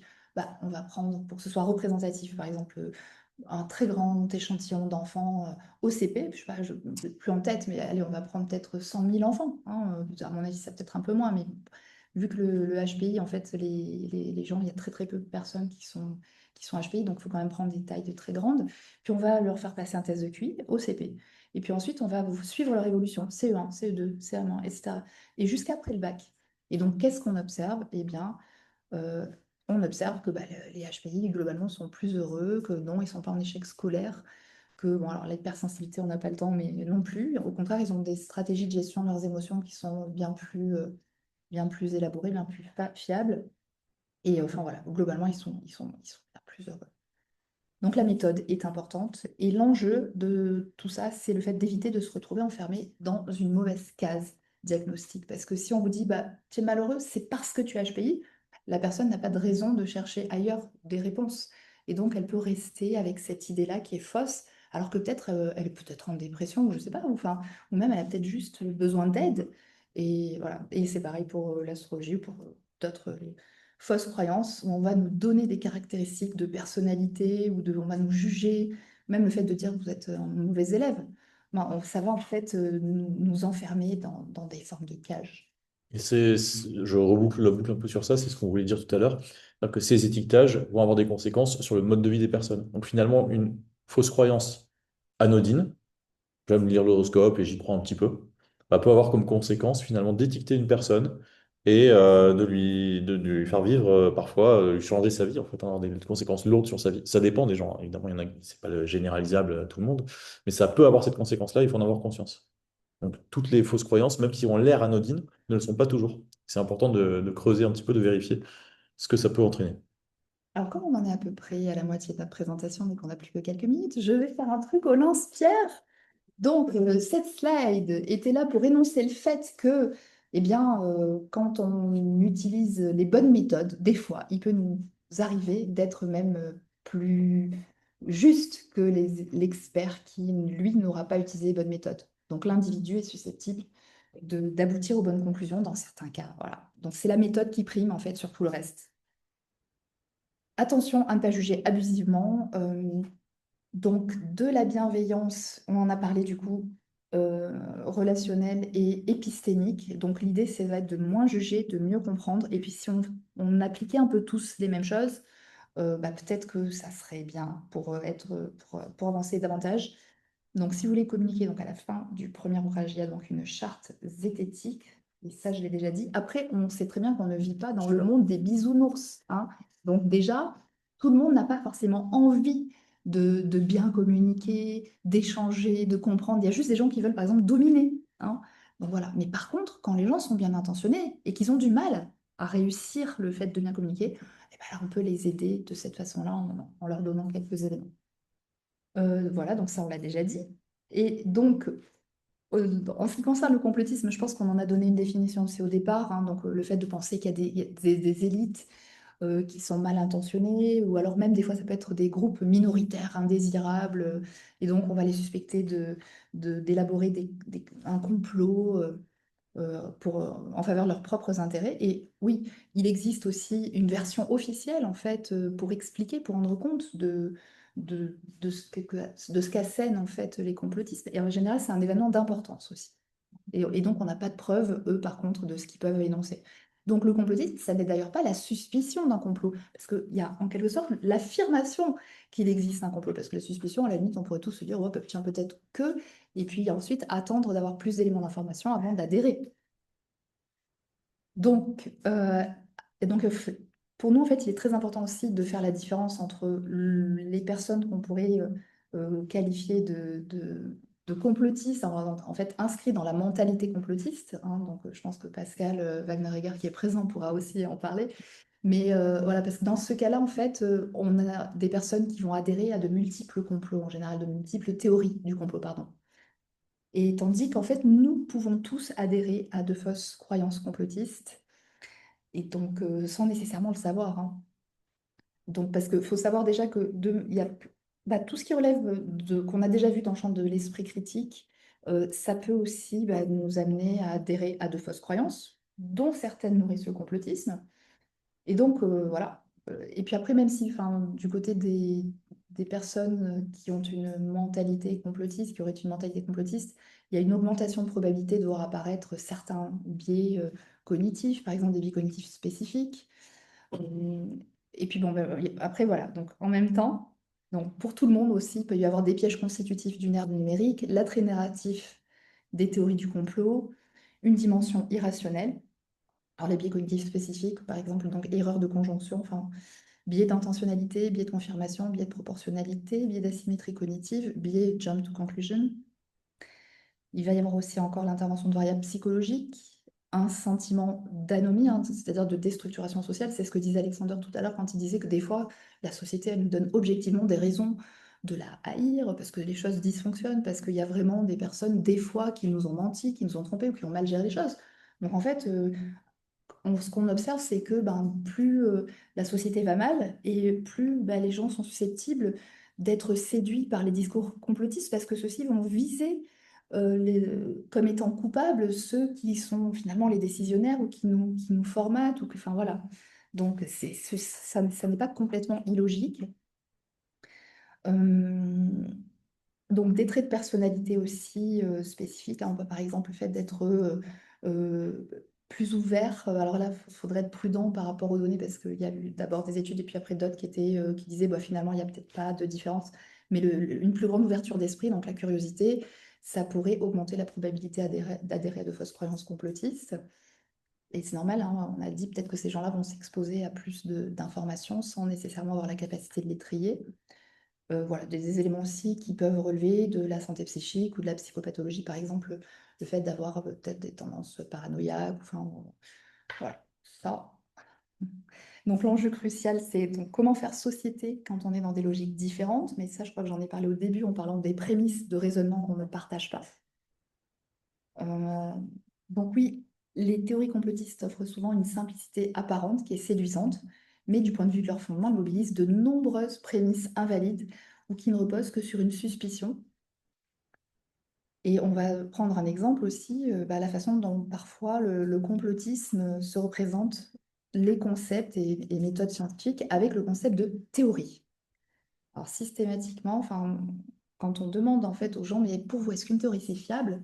La plupart vont dire, bah non, une théorie, ça n'est qu'une théorie. Sauf que, eh ben ben non. En fait, ça dépend. Donc les théories peuvent être évaluées sur la base de critères scientifiques et elles sont classables. Donc, il va y avoir une fois qu'on... Parce que les théories, en fait, consistent à articuler des variables entre elles. Et donc, on va ensuite tester les relations que ces variables entretiennent les unes par rapport aux autres, pour savoir, par exemple, s'il y a des relations de causalité. Et une fois qu'on aura évalué ces relations-là, donc les modèles, etc., eh ben, on va avoir des théories qui sont valides et d'autres qui ne le sont pas. Et puis, on va en avoir aussi d'autres qui sont un peu entre les deux. On va continuer à tester les liens, etc. Et d'ailleurs, il n'y a pas que ça, hein, parce que tout n'est pas non plus dans le champ de la science. Donc, il y aura quand même des théories qui resteront non évaluables, parce que c'est comme ça, on n'a pas les outils, on n'y arrivera jamais, ou c'est tout simplement pas possible. Et puis d'autres qui pourraient l'être, mais on ne s'est jamais attelé à ces questions. Ou alors on n'a pas les technologies, pour le coup, qui nous permettraient de les évaluer, mais ça n'empêche pas que ça pourrait être développé un jour. Et donc, voilà, par exemple, la théorie du réchauffement climatique, ce n'est pas une théorie comme ça, hein, à la légère, non, c'est en fait, on décrit de quelle manière on est victime actuellement, nous tous, bah, d'un réchauffement climatique. C'est valide, ce n'est pas juste une théorie parmi d'autres. Est-ce que tu veux passer sur la suite ou Un peu laisse plus en rapidement, ouais. énonçant que ça, Ouais, comme ça, promis, on rend la parole parce que ouais. On va essayer d'aller vite. On a encore un peu le temps, ça va? Niveau organisation? On speed? Ah, on va essayer de le on faire a en 5 minutes. Ouais. Alors, on speed. Donc, développer des réflexes. Ouais. si tu veux, tu me dis à chaque fois quand tu veux intervenir. Non, c'est bon, vas-y, speed. Allez. Ouais, après ça, tu seras Tant bon. pis pour ma partie. Non, mais alors, évaluer oui, quels sont les réflexes qu'on peut développer pour se prémunir? Bah donc, évaluer correctement l'information. Le doute ne suffit pas, il faut douter avec méthode. Questionner les fondements des informations recueillies et de celles dont on dispose déjà, par exemple de ses croyances. Rechercher l'ensemble des informations pertinentes. Vérifier les sources. Situer le produit du recueil dans son contexte. Procéder à du lateral reading, hein, le fait, par exemple, tu veux... Oui. Là, c'est moi, je trouve que c'est... Le lateral reading, c'est une technique qui consiste à, par exemple, ça vient principalement de voir plusieurs onglets sur son navigateur, pour faire très simple. Quand on va commencer à lire un contenu, ça va être de regarder le contexte du contenu, qui est l'auteur, qui est la source, etc., qu'est-ce qu'il dit par ailleurs, et donc de ne pas se contenter juste de ce contenu-là. Ça peut parfois induire en erreur de trop le faire, il faut faire attention à le faire avec méthode, mais c'est quelque chose qui est plutôt recommandé finalement, de savoir situer un contenu, de savoir, de voir les limites de l'auteur, par exemple. Donc il y a à chaque fois qu'on énonce ces points, je vais essayer de préciser ces petites choses, vu qu'on n'a pas beaucoup de temps et qu'on est allé un peu vite. Ils sont très développés en détail dans notre livre. C'est des petits conseils qu'on donne, en fait, finalement, d'astuces qu'on peut faire pour essayer de se prémunir un petit peu. Ce pas des solutions miracles, c'est des idées qu'on essaie d'envoyer, avec à chaque fois des contenus. Le lateral reading, si on tape ce mot-clé, je vous le donne, on trouve des cours qui enseignent ça sur les réseaux sociaux. On peut trouver sur YouTube quelqu'un qui nous explique des stratégies à mettre en œuvre au niveau du lateral reading pour être le plus efficace possible. Les universités aux États-Unis qui donnent des cours sur ça. Par exemple, hein, je peux donner juste un petit exemple, c'est mais si on cherche en fait quelle est la validité du propos d'un expert, bah, si on tape son nom, qu'on cherche un peu partout et qu'on voit qu'en fait, à côté du sujet sur lequel là on ne peut pas se positionner, on voit il adhère à une multiplicité de thèses complotistes, bah, on pourra avoir des doutes sur la fiabilité de sur quoi on vient de mettre la main. Donc, ou pareil, s'il a des appartenances groupales spécifiques, ça pourra nous donner aussi parfois des informations sur le contexte de production des connaissances dans lesquelles il se situe. Donc voilà, hiérarchiser les informations sur la base de leur degré de validité. Ne pas sélectionner les faits, donc on a vu déjà ça aussi. Ne pas ignorer les faits qui ne nous arrangent pas. Euh, Investiguer à charge et à décharge. Évaluer la valeur des indices recueillis. Laisser le temps au temps. En fait, comme c'est un peu une synthèse aussi de tout ce qu'on a énoncé, donc on ne va pas donner nécessairement tous les détails. Oui, mais alors en ce qui concerne le temps, c'est à la fois prendre le temps nécessaire pour recueillir les informations dont on a besoin et être en mesure de les évaluer, mais également accepter de différer son jugement pour avoir justement le temps de prendre du recul et tout. Pareil, enfin, pas sauter sur les conclusions. Se méfier de soi-même, donc attention à la subjectivité, à la surconfiance, au biais cognitif, aux raccourcis que nous empruntons, hein, de tout ce qui relève des heuristiques de jugement, à l'illusion de savoir, à la paresse intellectuelle. Notre besoin de contrôle ne doit pas nous amener à endosser des positions en apparence rassurantes, hein, parce qu'en fait, le monde est très complexe. Donc, on a envie d'avoir des réponses tout de suite, de savoir comment se positionner. Donc, les stéréotypes, les représentations sociales, enfin, il y a plein de raccourcis qui peuvent nous être utiles pour nous rassurer. Mais par exemple, bah, certains vont être discriminants, stigmatisants. Et donc, oui, des fois, peut-être que ça pourrait être utile de rester un peu dans l'angoisse, mais de ne pas porter atteinte aux autres, ou de ne pas avoir une représentation biaisée de la réalité. Donc, se méfier de ses préférences aussi, il ne faudrait pas être victime d'un raisonnement motivé. Attention aux biais qui alimentent la pensée conspirationniste de façon privilégiée, qu'on a cité, hein, les biais spécifiques. Attention aussi à ce qui nous paraît logique, parce que ça n'est pas toujours juste. Donc là, j'en fais appel à la pensée fallacieuse, au raisonnement simpliste. Euh, et donc, bah, faut, quand on enquête, d'abord commencer par réunir des preuves. On ne part pas de la conclusion, hein, comme le font le plus souvent les personnes inscrites dans le complotisme. Puis bon, voilà, éviter d'accuser les minorités ou les autorités extérieures d'être la cause unique d'un problème. En fait, souvent, les problèmes sont complexes. Donc peut-être qu'il y a des responsabilités ici et là, mais ça n'est pas toujours univoque. À quelles autorités se fier? Donc, vous voyez ce dont on a parlé sur la question de la compétence.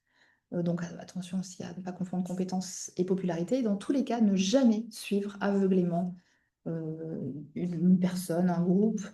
On ne peut pas accorder de crédit sans concession. Donc, il faut quand même essayer aussi de juger sur pièce.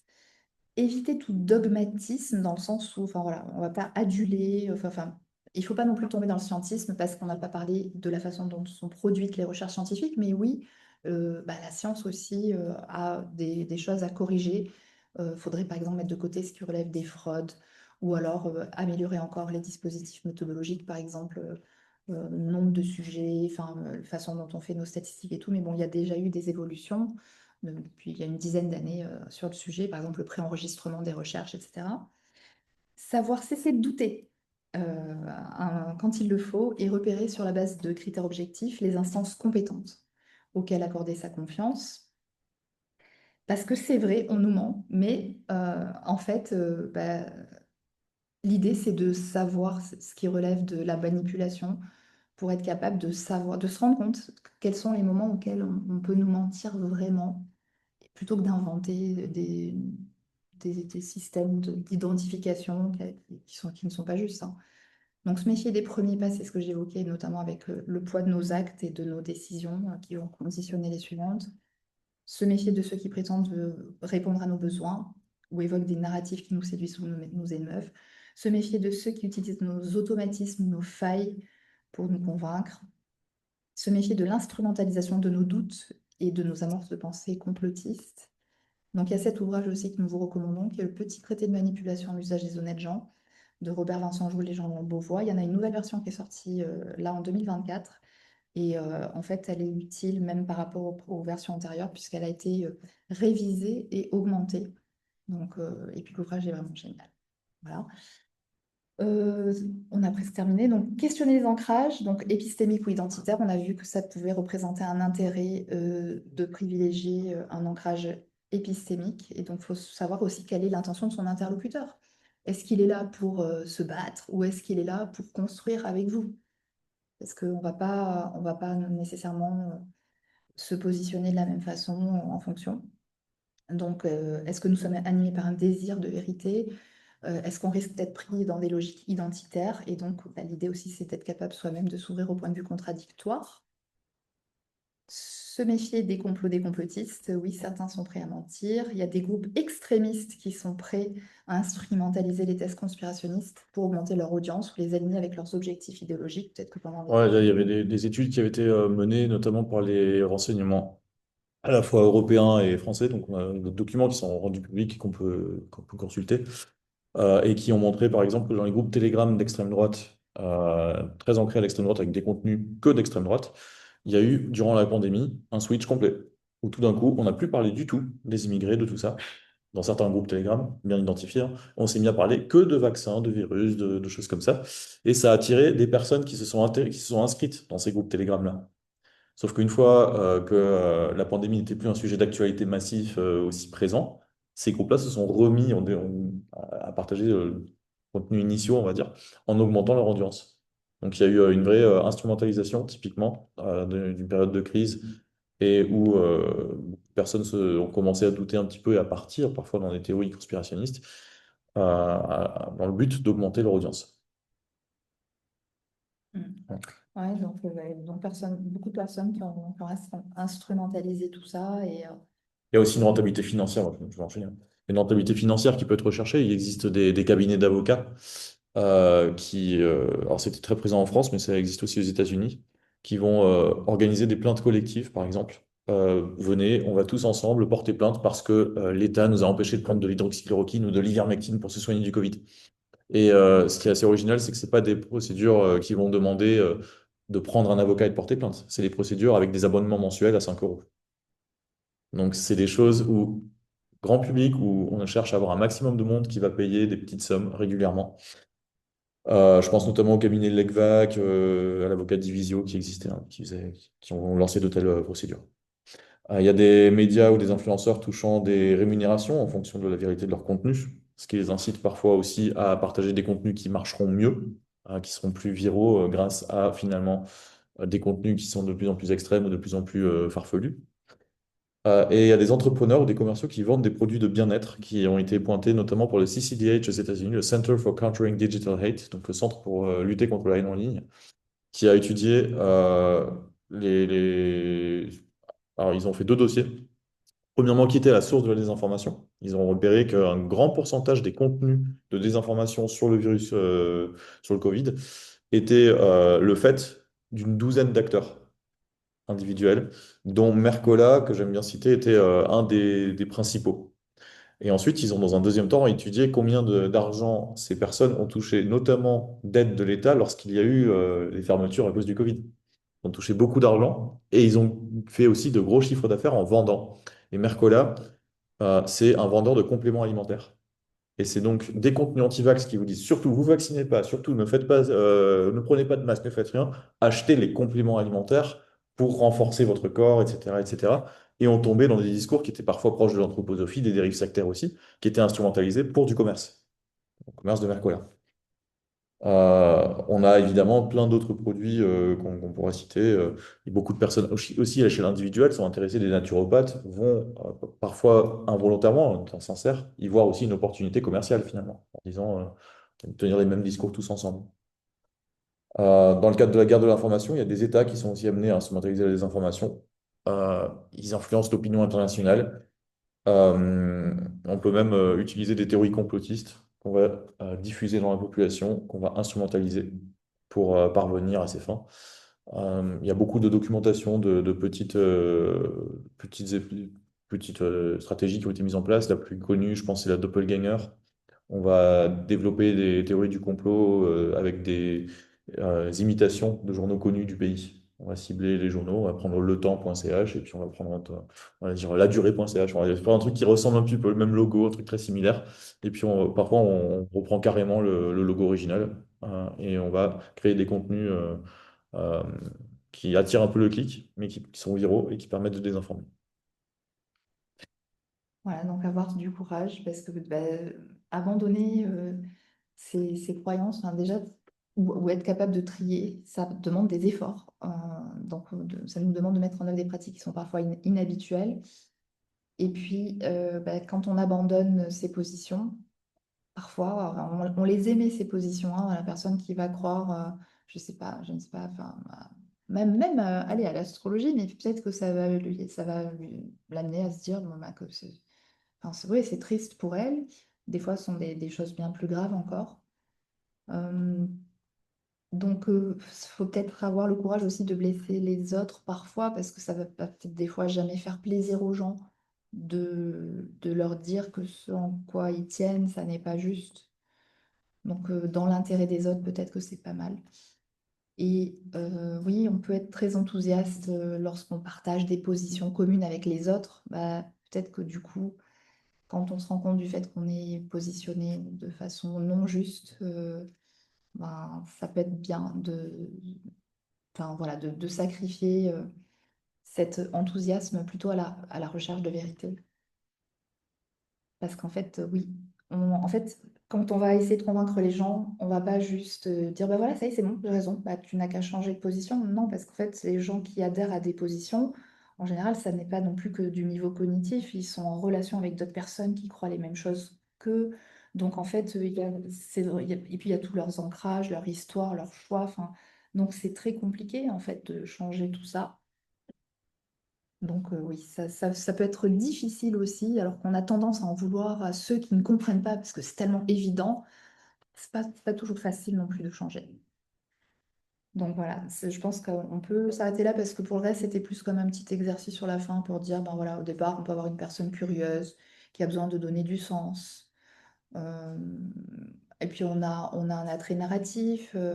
Et puis des fois, les gens disent, ouais, mais on verra plus tard qu'il a raison. Donc là, par exemple, c'est le syndrome de Galilée. Ou alors le besoin d'unicité aussi hein, dans les variables psychologiques, dire, ben moi j'ai compris, mais les autres, ça n'est pas leur cas. Donc on va se Il faut sentir essayer de repérer ce type de discours dans votre entourage. Vous le retrouverez assez facilement. On essaie de mettre en place un petit peu les éléments qui peuvent lentement amener à une pensée conspirationniste. Et ça nous arrive à nous-mêmes. Et le plus gros des exercices, ce serait peut-être de le faire sur des pensées qu'on a de nous-mêmes, où ça ressemble un peu à ces éléments. Et j'ai envie de dire, faire très attention parce que ce n'est pas non plus parce qu'on le repère dans son entourage qu'on est forcément confronté à du complotisme. Parce que toutes les variables qu'on a pu évoquer, en fait, ce sont juste des augmentations de probabilité d'adhérer à de fausses croyances complotistes, mais pour autant, ça ne veut pas dire que voilà, on est confronté qu'à ça ou que ce sont des indices, là pour le coup, nous aussi, enfin, on ne va pas généraliser, caricaturer, mais oui, en tout cas, on peut se méfier au niveau du traitement d'information de tout ça pour éviter de soi-même d'y tomber. Et puis, bah, parce que ça peut être aussi des portes d'entrée dans ces directions-là. Et là, ouais, il manque un T ici. Donc, le sentiment d'anomie, on en a déjà parlé, hein. Donc, ce serait bien que les États, enfin, quand les gens disent, ouais, on voit ce que font les politiques et l'État de la sécurité sociale, bon, bah, ils ont un peu raison, hein. Donc, des fois, ça peut nourrir ce sentiment de déstructuration sociale. Et puis, donc, on va plus facilement être séduit par les thèses complotistes. Donc, on peut vous proposer. Donc, on a mis en référence bibliographique que quelques livres. Pourquoi? Parce que si on vous mettait toutes les références qu'on a utilisées, bah, ce serait un peu trop. Donc, on les retrouve à la fin dans les ouvrages. On a mis en avant évidemment nos ouvrages parce que c'est ce sur quoi on se base principalement. Donc, on les a remis. Mais il y a deux autres petits livres qui permettent de creuser un peu certains éléments dont on a parlé, que je recommande fortement. Le livre de Margot Brunet, Naturopathie, l'imposture scientifique, qui vient de sortir tout récemment, qui fait une enquête sur la naturopathie et des dysfonctionnements assez forts à ce sujet, impliquant notamment l'État, hein, l'implication de l'État en France. Et le livre de Laurent Foiry, Les faux savants, plongé au cœur du complotisme scientifique. Et là, ce qui est très intéressant, c'est qu'il a analysé aussi bien les intérêts financiers que certains vont avoir, on va regarder un petit peu comment ça marche, mais aussi leur intérêt culturel qu'ils vont développer. Il a étudié à la fois historiquement certaines controverses scientifiques qui sont reprises aujourd'hui. C'est un livre très complet et qui montre un petit peu comment certains scientifiques se laissent embarquer dans des fausses croyances et peuvent tomber dans le conspirationnisme assez poussé. On peut Voilà. recommander aussi l'ouvrage de Pascal, Pascal Wagner-Egger, voilà, parce qu'en fait, vous êtes Il est cité dans le livre. dans notre livre, voilà, donc en fait, c'est Ouais. ça que du coup les gens viennent, mais en même temps ils vont voir ton bouquin, ils vont forcément y accéder. Donc par exemple, euh, croyances aux théories du complot, enfin c'est psychologie des croyances aux théories du complot, et puis tu as sorti aussi un ouvrage il n'y a pas longtemps sur un nouvel ouvrage en bande dessinée, j'ai plus son titre en tête. Oui, méfiez-vous de votre cerveau sur les cognitifs. Voilà, sur les biais cognitifs. Ouais. Ouais. Mm. Voilà. Après, il y a tellement de ressources partout, en fait, Voilà. pour lutter contre les fausses croyances. Il faut liser tout. Faut tout lire. Et merci pour le temps qu'on a largement débordé. Ça, merci Ouais. beaucoup. En tout cas. Merci. Ouais. Du coup, je pense qu'on a un quart d'heure à peu près bon train pour prendre des questions, mais avant ça, on va d'habitude poursuivre l'échange au restaurant. Donc, est-ce qu'il y a des gens dans la salle qui aimeraient venir se joindre à nous après au restaurant Vous êtes les bienvenus. Moi, je veux bien y aller, hein. Ouais.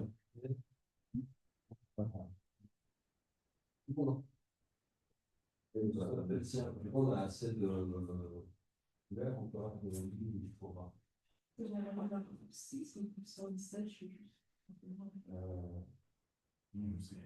Non, Non, certainement pas.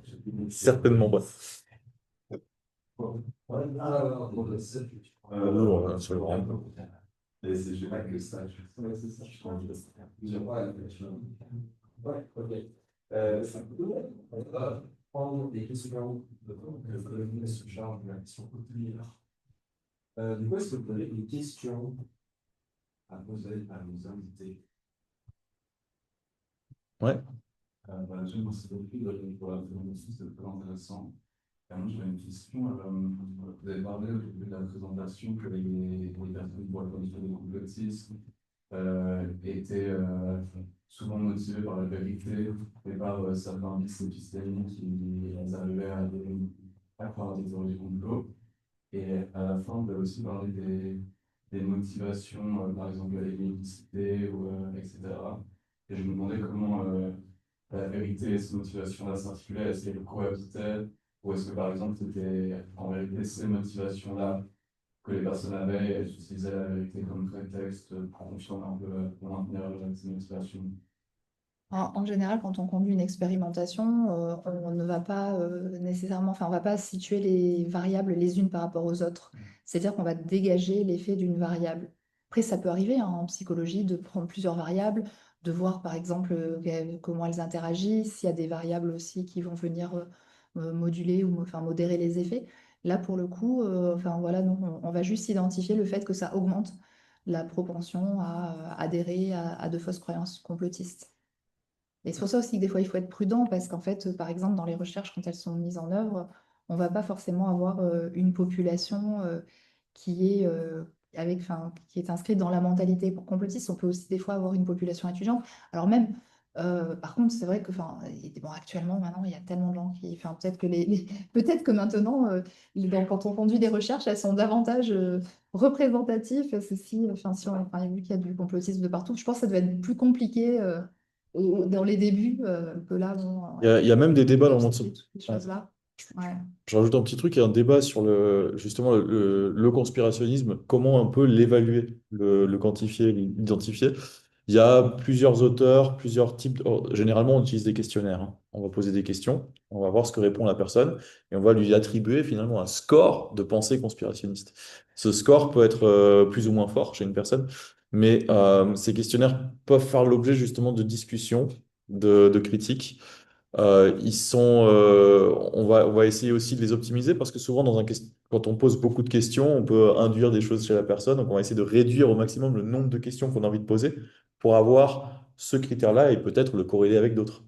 Donc, du coup, on va essayer de comparer des études qui ont fait 15 questions et qui ont donné un score de pensée conspirationniste à une personne sur ces 15 questions, puis de regarder si avec une seule question, on arrive à avoir un score légèrement moins précis, mais à peu près similaire.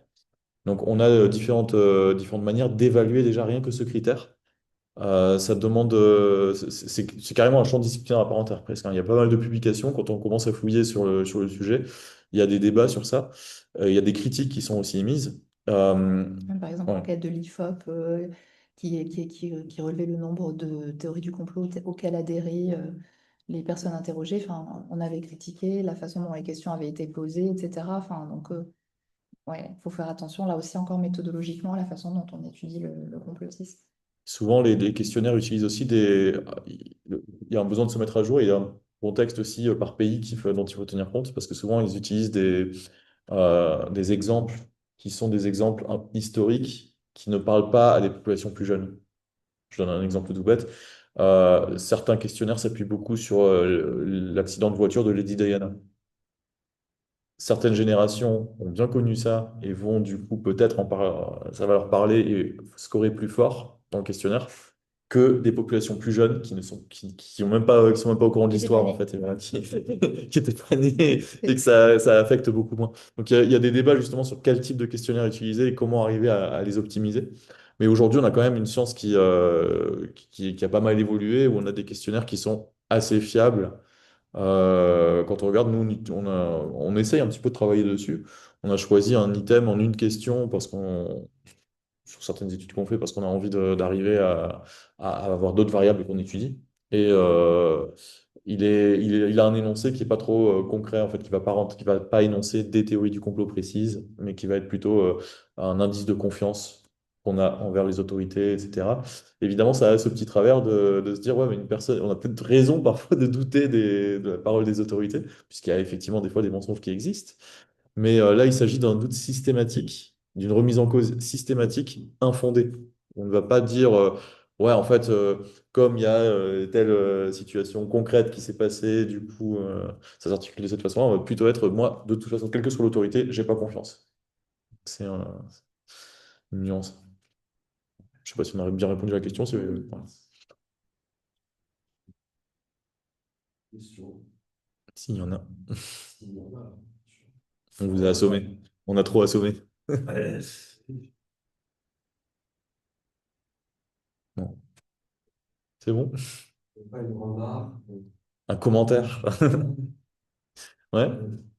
Par rapport à la série de l'enjeu identitaire et distinguer les enjeux systémiques et identitaires, j'ai l'impression que ça a l'air assez difficile de distinguer les deux. Parce que souvent, quand on débat avec des personnes qui vont peut-être être plutôt complotistes ou alors sur le croyance, ces problèmes, c'est surtout déterminé par leur appartenance identitaire. Si je pense par exemple à, tu vois, on va voir un suprémaciste blanc qui a pensé que la race blanche est supérieure aux autres. Ouais, il a cette croyance que c'est inexplicable son identité en tant que suprémaciste blanc. Oui, mais ce que j'ai envie de dire, c'est que ça peut être intéressant de mettre de côté le jugement de cette personne et le fait de se dire je n'adhère pas à ces valeurs pour essayer d'essayer de façon empathique de juste comprendre quel est son mode de raisonnement parce que si lui, il y adhère, pour lui, en fait, ça répond à une logique.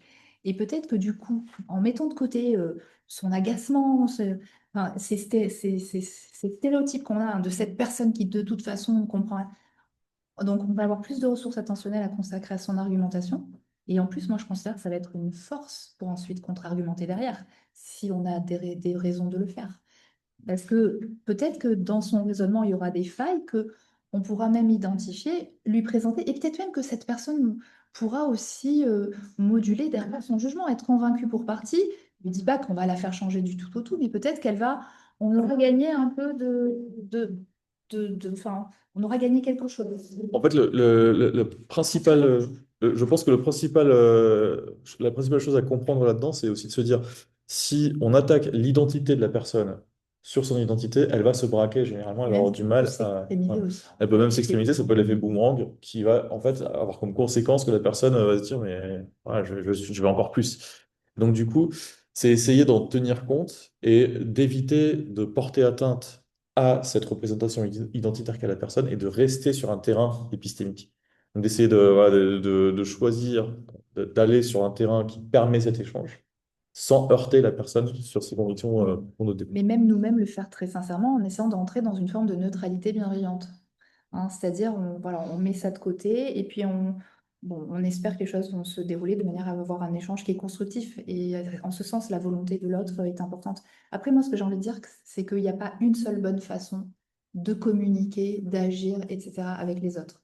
Parce que, bah, par exemple, dans ce cas-là, enfin, quand la personne est bien intentionnée, ça peut être une bonne idée. Mais après, par exemple, si notre objectif, c'est d'essayer d'éduquer, on va dire, un peu, ou d'apporter des éléments d'information à la population générale et qu'on communique sur les réseaux sociaux, peut-être que ce qu'on va avoir, ce qu'on pourra peut-être, soit qu'on pourra peut-être recourir, ça peut être, alors c'est dur à dire, hein, mais ça peut être de l'humour, on va dire. Hein.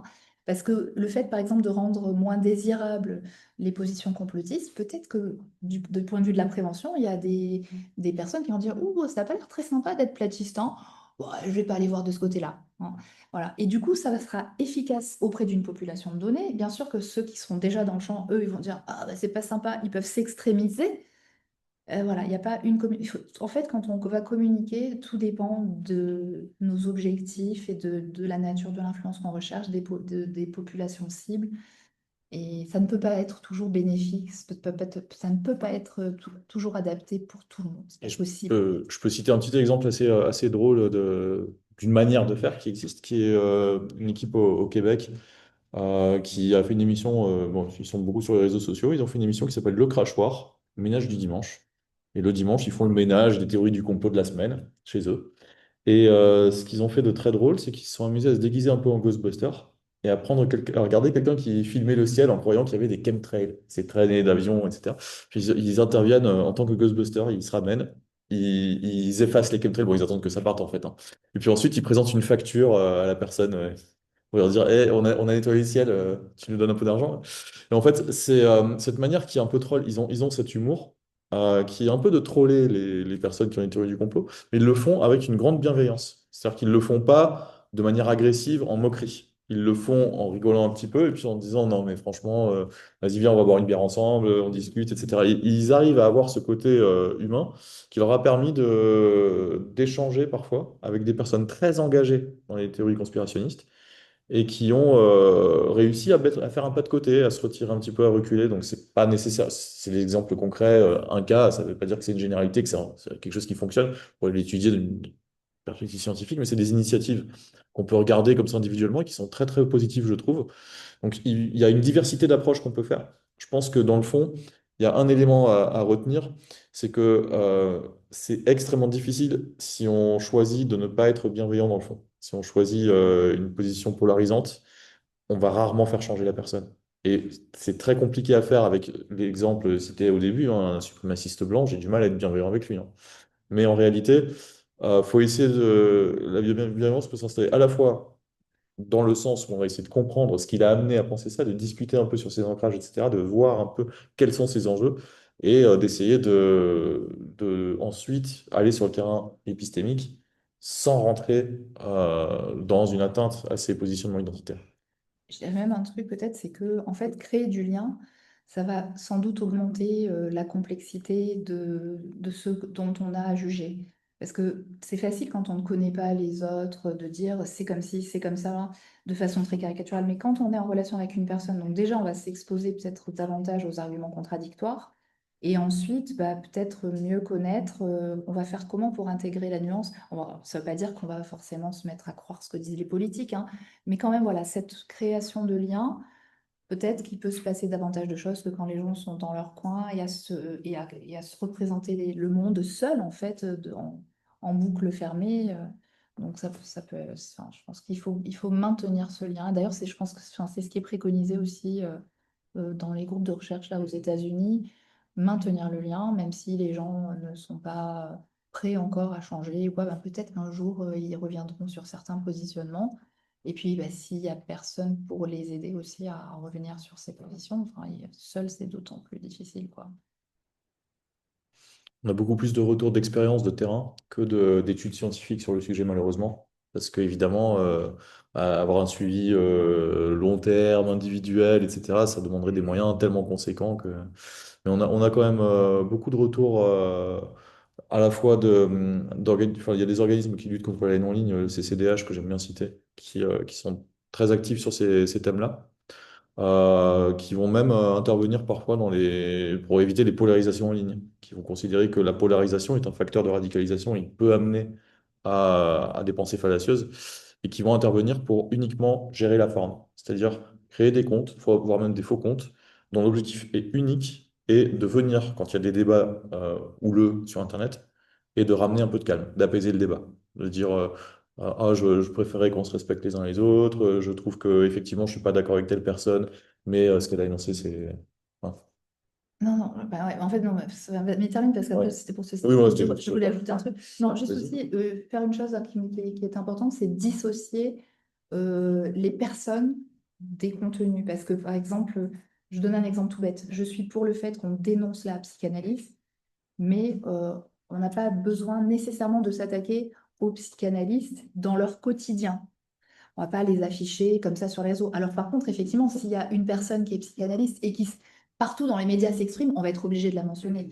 Mais ça, c'est pour alerter les gens parce que quand on voit que bah, cette personne, elle peut être aidée par tout ce qu'on a évoqué, là, l'illusion de savoir, enfin, non, une illusion d'expertise, ou alors enfin, voilà, sa popularité apparente, etc., la preuve sociale, il y a tout le monde qui va y croire.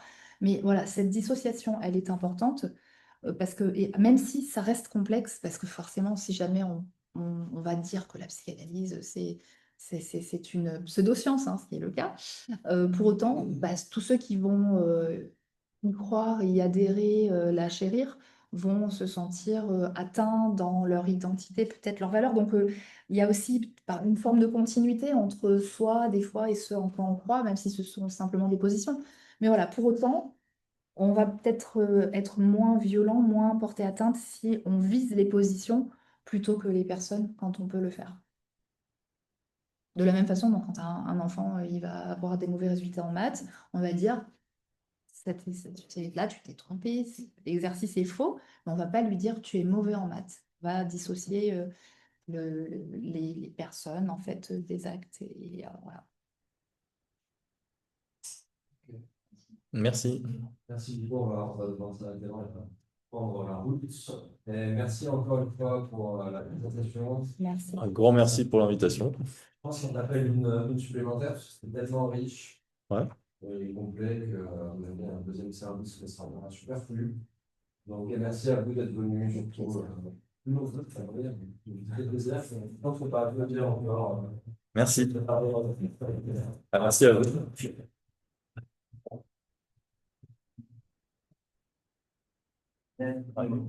Réunion.